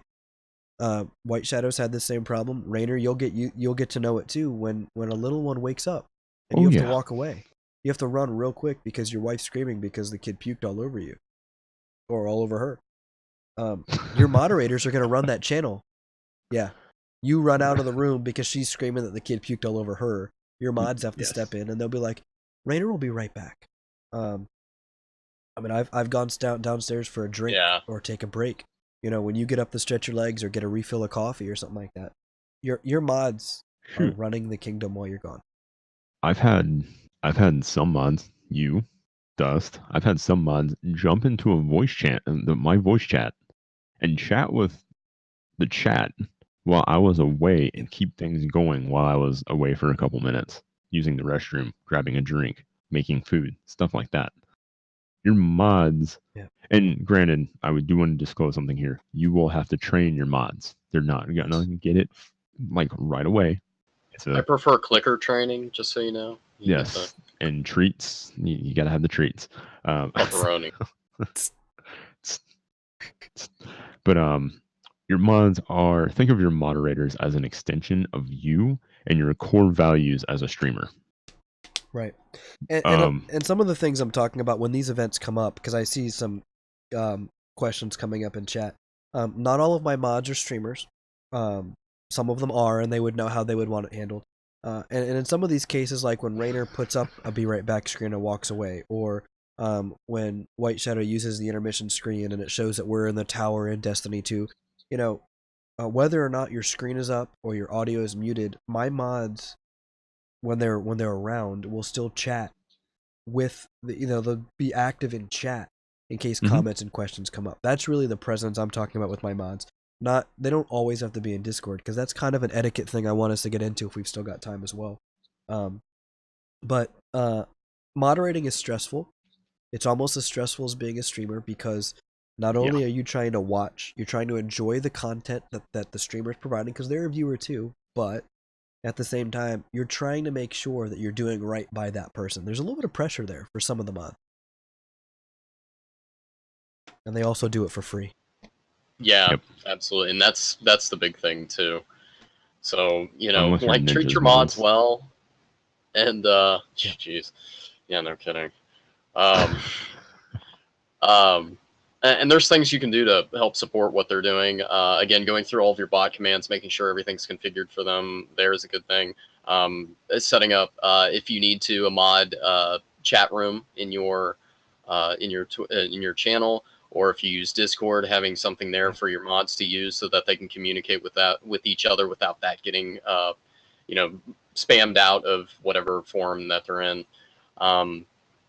And basically what GamerDad's saying, they're kind of your lifeline here. So, when White Shadow's got a busy chat and people are asking questions like, hey, what's the command for this? He doesn't have to, necessarily be there to answer some of the simple things or some of the kind of FAQ kind of questions that kind of come up. Yep. One last point I want to make, because I think we've kind of gotten through what I've typed up, right? I think we've gone through most of the agenda here, so it's kind of any other topics that come up for whatever time we have left. One of the things that I've noticed, Discord is very, very much growing heavily for social networking. I know it's always been there. A lot of Twitch users have always using it, but I've been noticing a new trend. I don't know if you guys have seen this yet, but some of the new streamers, they'll get like one or two regulars that really want to support the growth of a new streamer. Totally reasonable, totally healthy. They'll go through the follow list. Then they'll go to Discord and find these people, and they'll DM them a link to another Discord. I don't know if you've seen this yet. Have you guys had this happen to you? Like, I'll That get a happens random all the DM time in where True. there's no message, Yeah, I do have a number of and those. they send it to me, and then I'm like, dude, what's this? Oh, it's a link to so and so. I saw you were a follower of their channel. Okay. Well, the next time I'm in their channel, I'm more than willing to go ahead and click on the link when it comes through. You don't need to go spam everybody. And somebody actually got offended because I'm like, it's a little presumptuous, or what, I don't know, whatever word I used, to just drop these links on people, because it actually could disengage the community. And so I Yeah, that asked, could be a problem. It can reflect back on the streamer. Just because that's active advertising, it's different from having your links posted, obviously, on your channel, on your social media and stuff like that. But when you're actively PMing people and you're causing their phone to ping, they're getting alerts and stuff like that. Yeah, it can definitely make somebody not want to go and visit someone. Yeah, and it's happened. It's the same person, but they're doing it with multiple Discords. Not, I mean, I'm not calling anybody in particular out, but I've asked some of the streamers before. I'm like, do you know that this is occurring? They're like, I had no idea. I'll go talk to them because 90% of the time they don't know what's occurring. Right. But yeah, so just be mindful that that can be seen as very offensive. It's just one of those things to be, even if it's made in good with good intentions and things like that, it can just come back and not And this is not be seen. This is even like viewer etiquette, because yes, Twitch has an etiquette about it in general. It's kind of unspoken, and this is kind of what we're speaking of. How much time are they spending actually cross-referencing the follow list with the Discord list? Oh, dude, it's crazy. Like, I've seen some very dedicated viewers go way out of their way to like cross promote stuff. Sometimes in the wrong way, sometimes in an insanely right way. But here's the key important thing, and I saw a comment in chat about it. Here's the important thing though. I am not one to go off on anybody live, in person, at work, whatever. I handle things in slightly different ways. I know other streamers who have been known to go off on people, which is not wrong. Depends on how you do it, but how you react also depends on context. Yes, how you react in those situations also reflect on you. That's your etiquette as well, because that's someone else's viewer. That's another streamer. That's a network connection. Business things aside, if my thing is to drop F-bombs on you in Discord and go and tell you off just because, you don't like the color shirt I'm wearing, if that's my character, fine. But if that's not me, if that's not who I really am, don't do that in private, And how you react to these people is also going to matter. It's just important that you have to roll with some of these punches. Now I'm being told it's a beautiful shirt. This is a shirt I got on my honeymoon 8 years ago, guys. Don't Yeah, ever no, wear it again. I'm just joking. Can you see it? Oh, I see. Yeah. That's beautiful. My wife picked this shirt out, guys. Put some red hair on that. Chick magnet. Red hair magnet. I'll take some hair, please. Who cares what color? Just give him the hair. Yeah, it's whatever. I'm not picky. Yeah. So what do you got? You guys have anything else to throw in there about some etiquette? Oh man, social media. Social media is a big one. And this is more on the streamer side. So how you carry, and this can go for if you're going for partnership. We talked about this earlier, GamerDad. How you carry yourself off stream. So that's Twitter, Facebook, Instagram, in person even. How you carry yourself off stream also translates to you on stream. Yeah. And Twitch will look at this when you go for partnership. Other people will look at this, like businesses, if you want to work with other companies, developers, whatever. They're going to look at how you carry yourself off of stream, because at that point, when you start working with another business or you start working for Twitch as a partner, you then not only have your personal brand, but you are carrying an additional brand on top of that, and you represent multiple different outlets. So you need to carry yourself in a very professional, profound manner that represents what that company or developer, whatever, wants you to. Or else you're going to knock relationships way, way down. Do you guys have anything to add on that? I think you hit it right on the head. Yeah, that's 100% truth.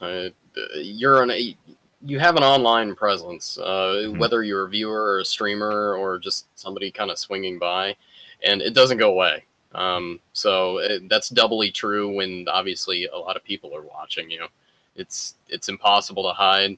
If you're being kind of crummy somewhere and somebody brings it up, you're going to have to answer for it. So just be mindful of that and carry yourself appropriately. Exactly. Aaron it's 2018 or soon to be 2019. Not much is very private anymore when you have something like Twitch or Twitter. Yeah. Tweets aren't really deleted when you delete them. And No. As a streamer, you're going to have to come to terms with the fact that you are now considered a public figure. Yeah. Especially when you start growing your channel like these guys have, like a lot of other streamers have. Like, I think we all can use Ninja as a reference here. His life is not very private anymore. Yeah, no. When you get to that level, he's basically a celebrity. And every On decision's Twitch, under a microscope. Yeah, and that even translates to all three of us here. Yeah.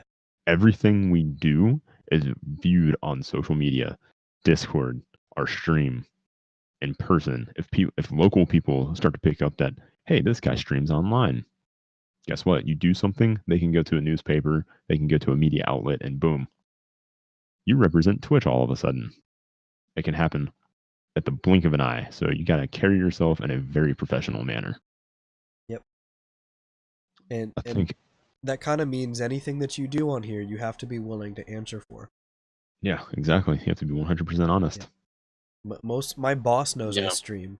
Like, I'm not gonna go ahead and drop a whole bunch of F-bombs and complain about a bad day at work and run my coworkers through the mud on my stream.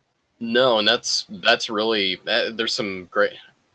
I got called out on using the word bellwether too much, so I'm trying to think of something else right now. Bellwether, I shouldn't use it anymore.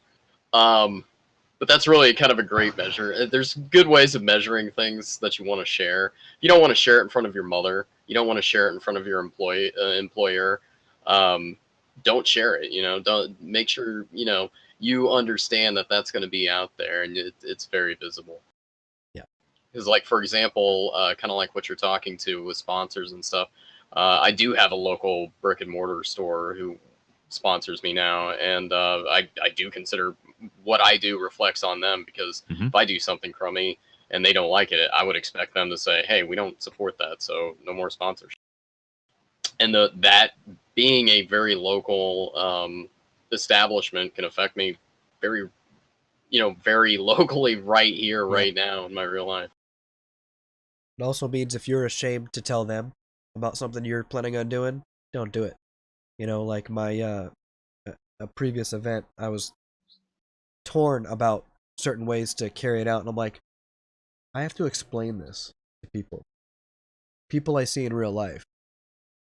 If you really don't want to explain it to, like, your mom who lives down the street and who has dropped into your chat before, don't do it. Yeah. Why If is your he mom wearing a doesn't wig? approve, don't My do it. mother hates my swearing. It's terrible, but Well, yeah. yeah.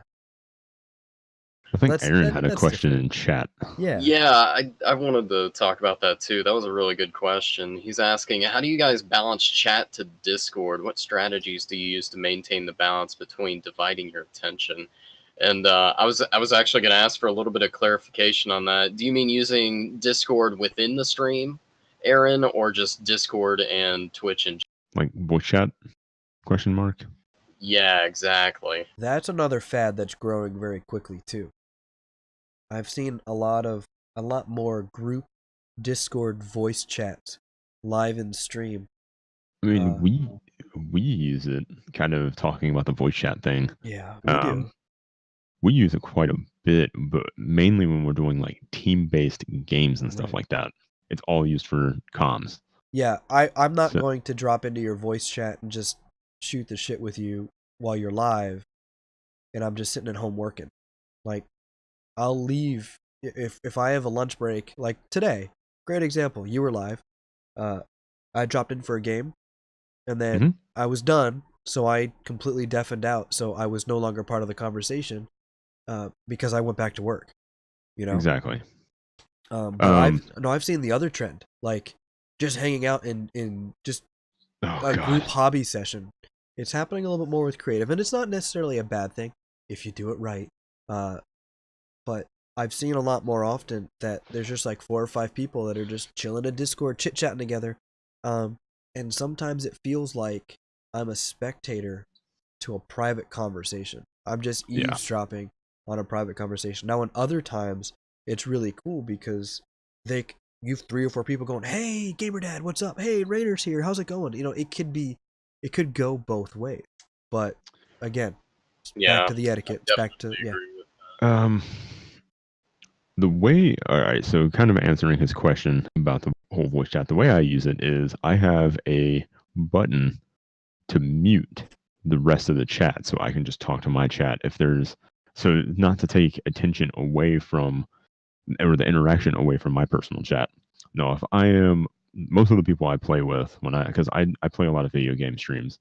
So if I'm doing a video game stream and say I play with GamerDad quite a bit, another really good friend of mine is Dusted Design, and sometimes I'll have a couple other people in there playing with us. Most of these guys understand on how to act on my stream, and I also have my audio level set up to where I am still the center focus of what chat hears. They're kind of more background noise. They still hear, they're still able to interact, but they also make an effort to interact with my channel. You also don't want to bring somebody into your voice chat that's going to crap all over what you're doing and kind of try to take the attention away from you and put it on them. You don't want that. Something I have seen happen is um, when I first started using Discord chat, I had open channels. And the thing that usually happens is people come in and try to strike up a conversation, and you're kind of like politely saying, "Hey, guess what? I'm streaming right now, so I'm gonna hop over to this voice channel," and they follow you. You can get really hairy. So you got to kind of balance how you use the voice channel. You want to make sure the attention is still on you, and don't let somebody else take control of your channel. I'll give it back to you guys. Absolutely. The hobby hangout sort of, not to specifically refer to the hobby hangout, but hanging out while you hobby. Yeah. I should say that style of stream is definitely a popular sort of thing in the crafting and art side of things as well. And that's really the big thing, is making sure you focus again on chat interaction. If you're not interacting with your viewers, because again, you might have 4 or 5 people in voice chat and you have tens of people in text chat, and they want your attention as well. If you're not interacting with them, they may feel that you're either ignoring them, you don't care, or that, whatever, you've got your own thing going on, I'll go check out something else. So one of the things that might help if you do want to run that sort of thing is making sure that you have somebody that's in voice chat that acts as kind of a moderator or an arbitrator to kind of help facilitate that sort of thing. I've seen like a host and co-host sort of setup that really helps with that, where one person drives the conversation while another one makes sure that chat is being tended to, answering questions, getting feedback, etc. And hey, what about this? Or so-and-so has a question, kind of like what we just did. And really driving it that way. So that can definitely help, but obviously that takes attention away from either the game that they're playing or the hobby that they're doing. So you do have to be mindful of that. It's basically like having a mod in voice chat. Yeah. And, Exactly. and I've done that. A mod has actually told me, hey, drop into your mod voice channel, and I'll listen in to what you're talking about, and it'll give me a chance to react quicker to things. I'll hear it instead of having to read chat. Okay. And we jokingly call him my bot, because every once in a while I will catch myself trying to do a command that he's already on top of, and then we'll spam the command, and you'll just randomly hear, like, if you're just a viewer, you'll randomly hear a different voice go, "Stop it!" So there's different ways to do it, and I'm not. And I don't think any of us are at all saying, because I know some people in here have been prone to those group voice chats. There's nothing wrong with it. There's nothing wrong with the concept. There's nothing wrong with it at all. But when your participants, while you're streaming, when the other people that are in your voice chat are like, "Oh, hey, so and so's talking about this in your chat," and you don't know what's going on in your chat, that's you're skewing off that engagement path. You're now more focusing on your voice chat, and they're part of your content. They are not all of your content. The viewers are as well. The chatters are as well. So. I think you guys also brought up a really good point too, of being mindful who's in your voice chat while you're streaming. Yes. Since that's your stream, and what they say and do can reflect back on you as well. So if you have some very obvious trolls who put some inappropriate content or content that you don't approve of in voice chat, you might not want to have them on your stream. Yeah. So just be very mindful of that as well. I was kind of laughing when that came up, because I had a friend, and I'm still friends with them, come onto my stream at one point and get in an argument with somebody in my chat. And I'm laughing at it, but yeah, it was kind of a situation that I had to diffuse, and it wasn't exactly expected either. So those sort of interactions can happen. So just be careful, be mindful that you've got more personalities that you have to kind of wrangle while you're doing so. And to be more specific, one of the other questions about chat versus Discord chat. When I'm live, I've got streamer mode enabled on my Discord. Something I recommend for all streamers. Enable streamer mode. Just go right now to Discord. Go to the very bottom left of the app in on your desktop, and go to the gear, and there's a tab for streamer mode, and just go through and set it up, because it turns off all of the sounds. You don't get any of the alerts for private messages to pop up. They don't hear that constant tone. More importantly, when somebody is in Discord, they will see a purple dot next to your name that says you are streaming. Because I am not very active in my Discord chat, with the exception of whip sessions. I ignore my Discord. Reiner, I think, even closes down Discord or goes invisible. So because I've looked for you, realizing forgetting you were live, I went to go send you a message, and I'm like, oh, he's not online. So. And this isn't a thing against anybody in particular, or anybody at all. But yeah, I just keep invisible at all times Yeah. because I get a lot of messages just Yeah. constantly on different platforms, and I can't keep up with it. Again, being a And public to figure. be Yep. to be honest, I really don't want anybody necessarily knowing my routine and when I'm on and off. So I wouldn't even tell my chat where I was going for vacation, just that I was taking the week off from streaming, and the rest of it was family time. Like, I just don't. It's not that I don't trust my viewers and I don't want them to know about my life. I'm very open, but some things there's security involved. I don't want them knowing that I'm getting on an airplane with my daughter on this day to go here. I 99% of the people would be fine with that information, but there's that one. There's that one that you never know.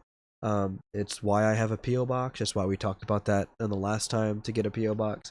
Just it's always a safety thing. But I separate Discord and stream chat. I'm heavily engaged in my stream chat, and I'm heavily disengaged with Discord when I'm live, and then I reverse it when I'm offline. I virtually never pull up my channel unless I'm gonna go change a host manually. And I always have Discord. It's on my phone and it's on my app, and I think it's the same for you guys. It's available when you need it. oh, Chair Sama will take Oh care of it. man, Oh, my chair is a mouthy. Just tells everybody everything about me. my chair has a name. My chair My has a chair has face. rollerblade wheels. Oh my god. Oh my god, what is that? Did you kill a marmot? Is that It's a it's small dog that you found on the side no, of the it's road? a wig from my 1 year stream anniversary. I Mhm. dressed up as Merida from Brave. Yeah. There's a dress over there. You're And still so Meridad to me. Merida. Meridad. And this Uh, goes on the back of the Meridad. chair when I AFK, and everyone's like, "Give us the chair." Her name is Charon, Oh my god. and Ooh, that is what Chad is referring to right now. that's a great question, Nerdtron. Oh, Is very it good. so? Kind of the bad answer, unfortunately, is no. That information kind of once You the genie's out of the can't. bottle, the genie's out of the bottle. Yeah. But that being said, too, you can kind of go through your social media profiles and go through your privacy settings, especially in things like Facebook. Uncheck things like show my phone number if you have your phone information entered, home addresses, and things like that. Basically, you can kind of get the 90%. 90 out of the 100 people trying to look for information on you, 90% of them are going to do a Google search, see your Facebook profile, get nothing, and then stop there. So you can Technically, get rid of the obvious things to look for like that. But yeah, unfortunately, Google searches, there's not too much you can do about the results. Right. kind of adding to that, this is coming from my criminal justice background. You actually can't. Yeah. Like if you Google your address and who you are is public information. So you technically can't. You can delete it off of places like white pages and other places like that. But Google and I forget, there's a couple other sites. They are actually public knowledge. So you just can't. But your phone number, I don't put my phone number on any site at all. My phone number is not there. Not on Facebook, not on Instagram, not on Twitter. I don't link my phone number anywhere because I don't want people getting the Right. number and spamming me. So there's good things to do where you can, if you do need a phone number, sign up for something like Google Voice, Yep. an alternate phone number, use a Facebook Messenger account, something along those lines.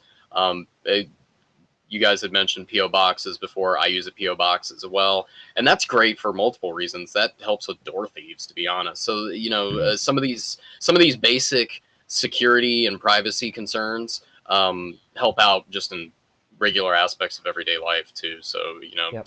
same kind of common sense sort of things. Just make it hard for people to find what they want to find. Exactly. That will get rid of most of the people looking for it. And to add to some of that social media privacy, and to add to Nerdtron's question, and NG kind of added in a little bit of a sarcastic joke, but it's actually a serious thing. Some of your social media has locations on, and you want to be careful. if I had Facebook set up in a way that it showed what airport I was at and what house I was at Oh and stuff like God. that, or checking in while you're on vacation, you want to be conscious to not have this automatically happening. You certain apps will ask you to report certain things. Snapchat. Yeah, you can turn some of that off manually. Um, I still have my GPS for location on, so I can optionally choose to share my location. Because if there's ever an emergency, there's a way that emergency services can utilize that GPS to help you in certain ways. But I don't go check in at places, and I don't have auto check-ins turned on. That used to be a thing, but that's disabled for my devices.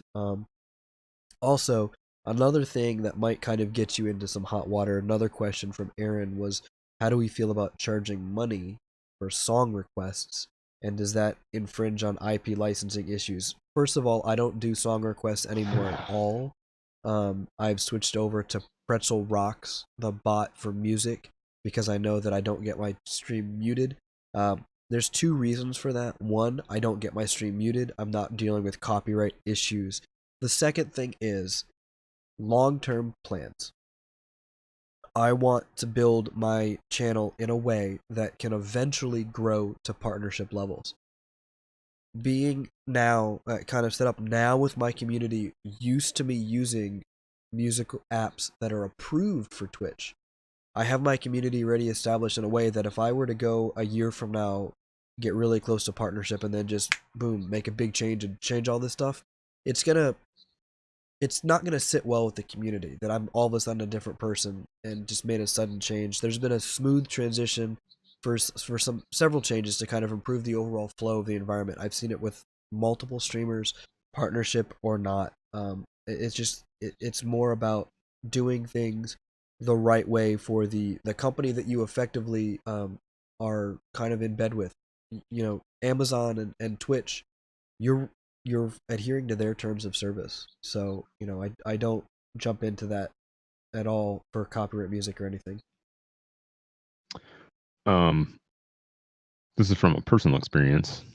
I don't run song requests anymore because people can get anything they want off of YouTube. And if you're not careful, you get 100 hours of hentai sounds. That's a fun one. So yeah, don't use I don't use a song request for that reason. You can get trolls very easily. That is a good point. I don't do song requests anymore, which sucks because I'm big on music. Just to be I loved honest, I having was themed really musical nights. yeah, Loved I it. know, it kills me. But going back to what GamerDad said, I'm looking at going for partner, obviously. So it's in the partner agreement. Do not use music that's covered that you're not supposed to be using. Basically, DMCA, they respect it. So if they do get a report, and a lot of this came up over the past few months because there was a DMCA report where multiple streamers were not banned, but at least suspended. 24 hours. There's a lot of Right. big names. A lot of big names there. Yeah, and it doesn't sound like too much until you start looking into what that means for them financially too. So that actually costs them a lot of money, just for even 24 hours. So it at my level, it really doesn't mean too much for me if I got banned for 24 hours, but it still disrupts my schedule. It still means, I'm taking time out of my day to deal with that sort of thing.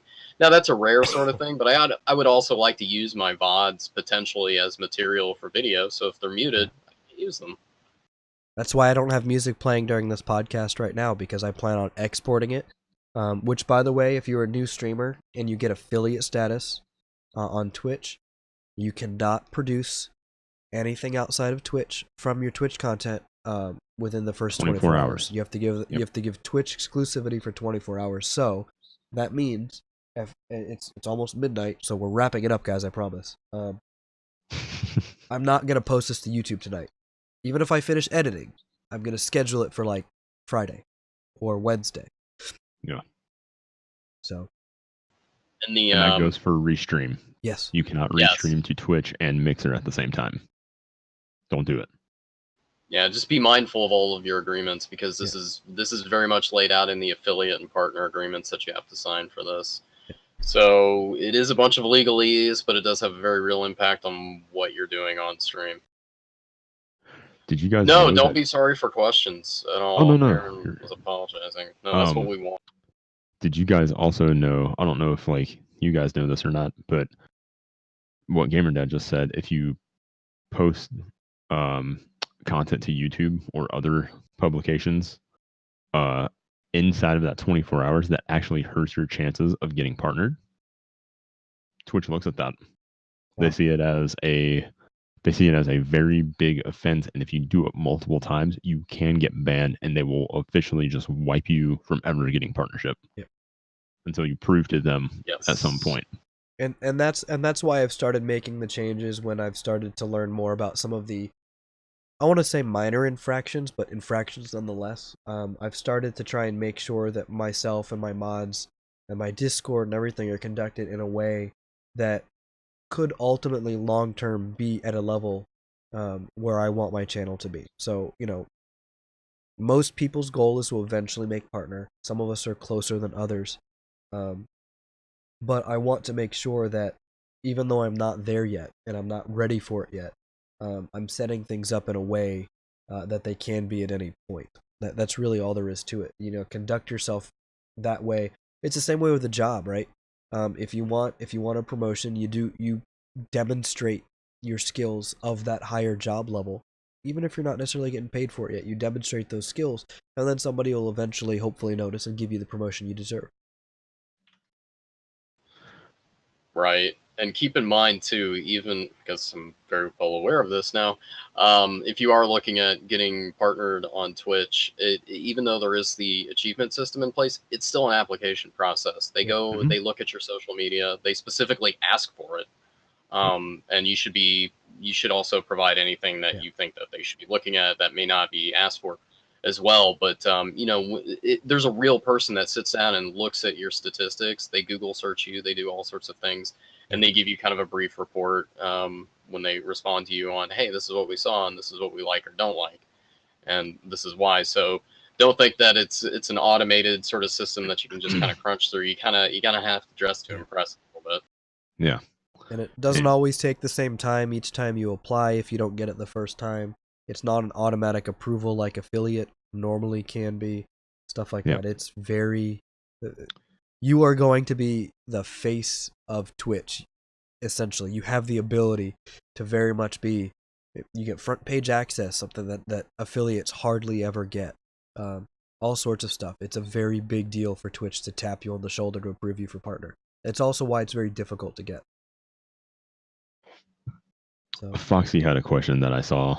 So you can't stream on Twitch and Mixer. You can stream on Twitch and Mixer, but not at the same time. Exactly. Yeah. You can't do now. You can if you're not affiliate, but if you do that pre-affiliate or, of course, pre-partner, you do ruin your chances of ever getting affiliate in the first place. It doesn't matter if you're averaging 75, 80, 100 plus viewers. If you're streaming to both platforms at the same time, your chances are out the window. So you can pre-affiliate, but I wouldn't if you want to make it on Twitch. That's right.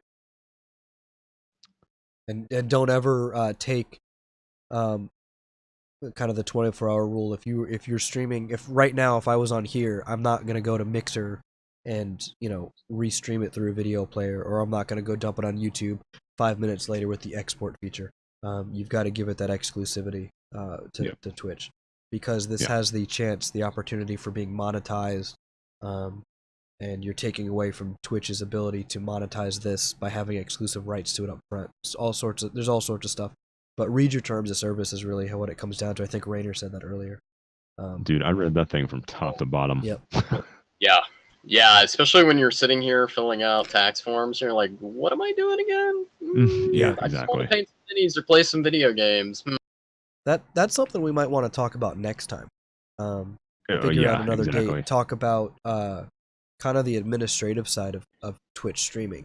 I'd like to sit down and talk about it from just like as a business standpoint. Yes.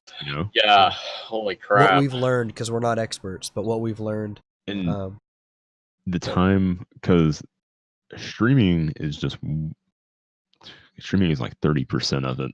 Yeah. Most of us spend more time off stream perfecting our content than we do on camera. What Well, you there you guys go. see here is like not very like it's the meat and potatoes of everything that we've wanted to accomplish, but off stream we are perfecting that stuff.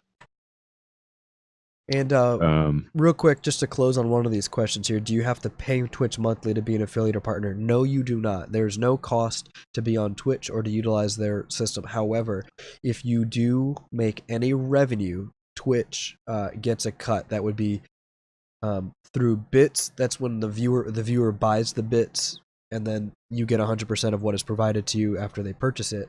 And then the subscriptions, as an affiliate, you get 50% of the subscription cost. And that there's a whole revenue process and how you get paid out. Tips, you don't get, you get all of it minus any kind of PayPal fees, but that's a whole tax thing for later. I think what we might need to do is plan for either November or December. I know the holidays are going to be busy for most people, and they're very much December should be pretty good. Yeah. So, depending on Reiner's schedule and everything like that as well, we'll probably plan for somewhere maybe beginning of December after Thanksgiving, but before the holidays get really hardcore.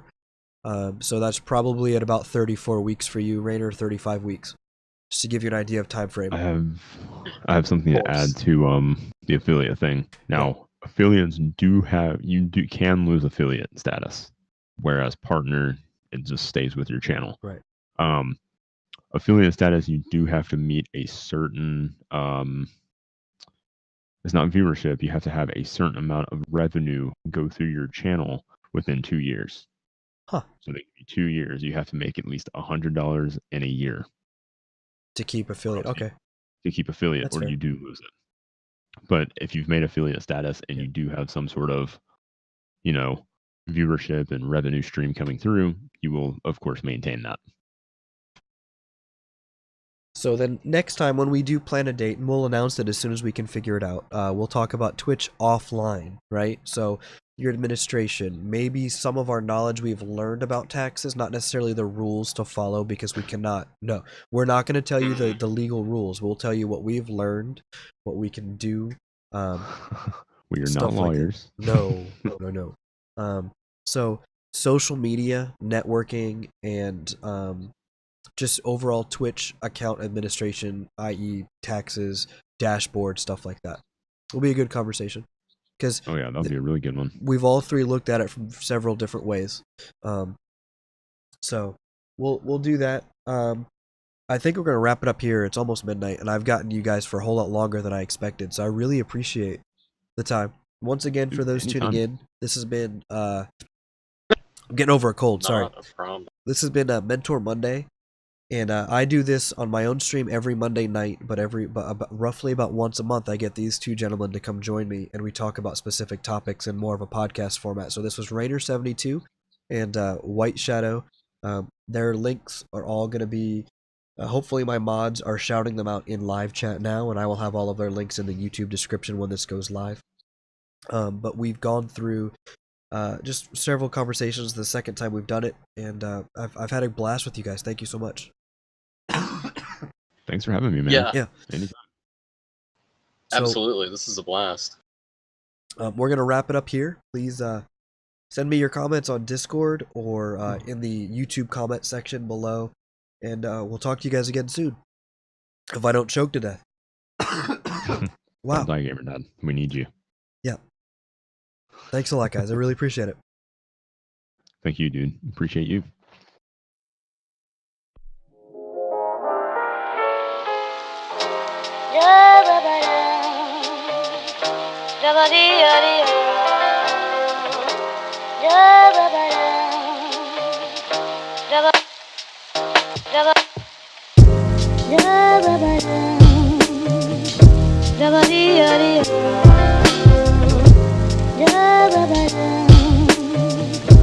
Jabba-dee-ya-dee-ya.